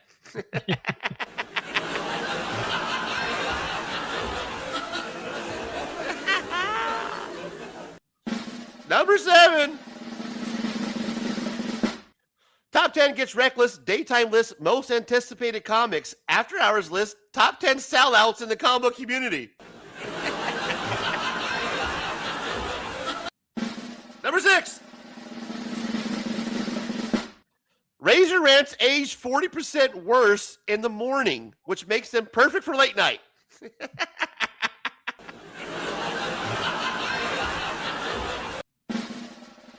And the number 5 reason why Late Night After Hours is the best comic book community after hour show. It's therapy, but with comic books. We process trauma through variant covers. Number 4. Someone always says this wasn't planned, and it absolutely wasn't. Nope. A lot of it usually isn't planned. Number 3. Because Daytime Razor's PG-13 After Hours Razor is director's cut. Right. Number 2. It's where legends are born and screenshots are saved forever. And the number 1 reason why Late Night After Hours is the number 1 comic book community show in the nation.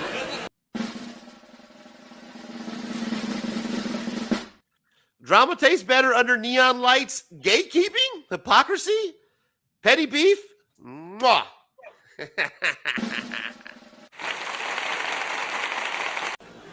it is. Late Night After Hours top 10. Thank you, guys. Appreciate that. Yeah. Good stuff, Rob. That's always fun to do, man. I like to do that. It's fun. I thought it was going to be like, because it's the only late night show. Yeah, exactly. That too. You got no other options. We're your only option. Thank you for watching us. You got anything going on, Rob?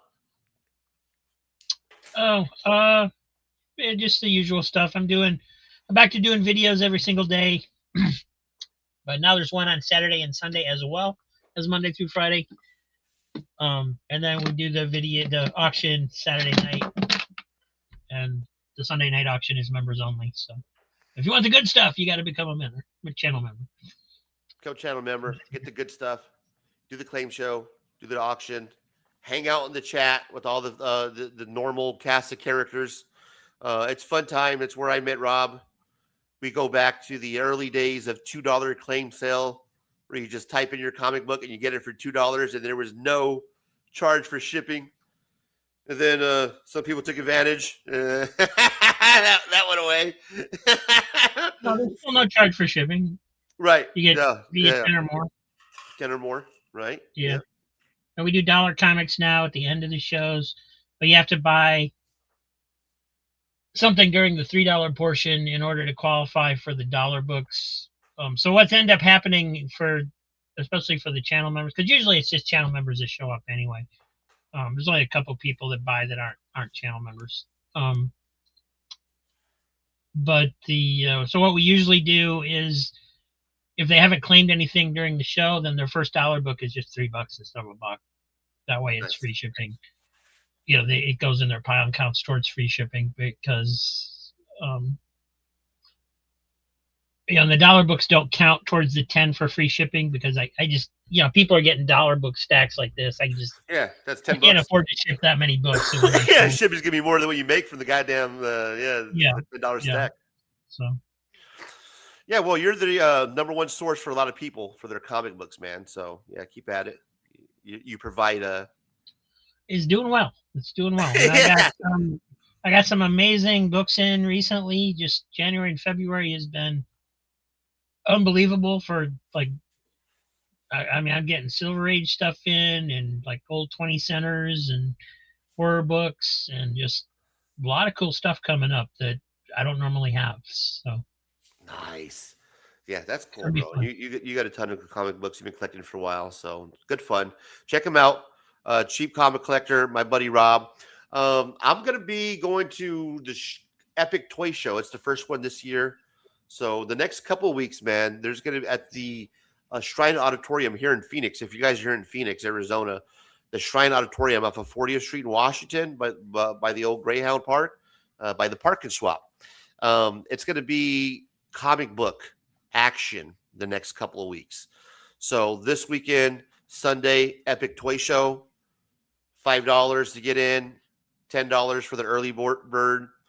I'll be hanging out. I'll probably come a little bit around noonish. I'll probably miss the early bird, but I'm going to be diving for some dollar books to see what I can get. That's the place that I go to get some dollar books, modern stuff. So I'll be diving them dollar bins out there, so you can catch me there this weekend. The same place, the same auditorium, the following weekend, bro, on the 28th, they're going to have the comic convention, it's called, and Jaime Hernandez from Love and Rockets is going to be there. So the tickets right now are $17. You pre-buy them, $25 at the door. So I'm gonna get my tickets this weekend, and next weekend I'm gonna take a couple of the Love and Rockets that I have, number one, and then probably a couple more. I'll probably take like 4 issues. I don't know how much. I've never had an autograph ever. I never paid anybody for an autograph, so I don't even know how to go about the process. I don't know how much it is. I know you stand in line, you pay a guy. I've taken my daughter before; she's had stuff signed, so it'll be my first time. I'm not a big autograph guy. I don't care about having somebody sign the book of, that's not. But it's Love and Rockets, bro, and it's Jaime Hernandez, right? So I gotta go, man. He's gonna be here. The way I feel. It's like, okay, I don't care about autographs, but then it's like, oh, but it's Don Rosa, or it's there's certain people that it's like, I don't collect autographs to collect them, but there's certain people where if you have the opportunity, you just take it. You just can't miss it, man. So that's my thing. You guys know me, man. Love and Rockets is my jam, bro. That's what I've been collecting, right? That's what I gravitated to. So there's no way that I can't miss a signing. He's going to be there signing. So I'm going to go, man. I'll be there next weekend. It's the Shrine Auditorium, guys. So if you're in Phoenix, it's the one off 40th Street. Hang out, Epic Toy Show this Sunday, and then the comic convention next Sunday. Hang out, man, or next Saturday, the 28th. Hang out. Go say hi to Jaime Hernandez. Get your book signed. If you see your boy, stop by, say what up, and we'll have a good time. We'll talk books, man. We'll bullshit. So thank you guys for stopping by tonight. Appreciate you. Smash the like, comment, subscribe to the channel for more Razor Ramps, Rips, and Hauls. And until next time, check you later. Some say love is a razor that leaves your soul to bleed.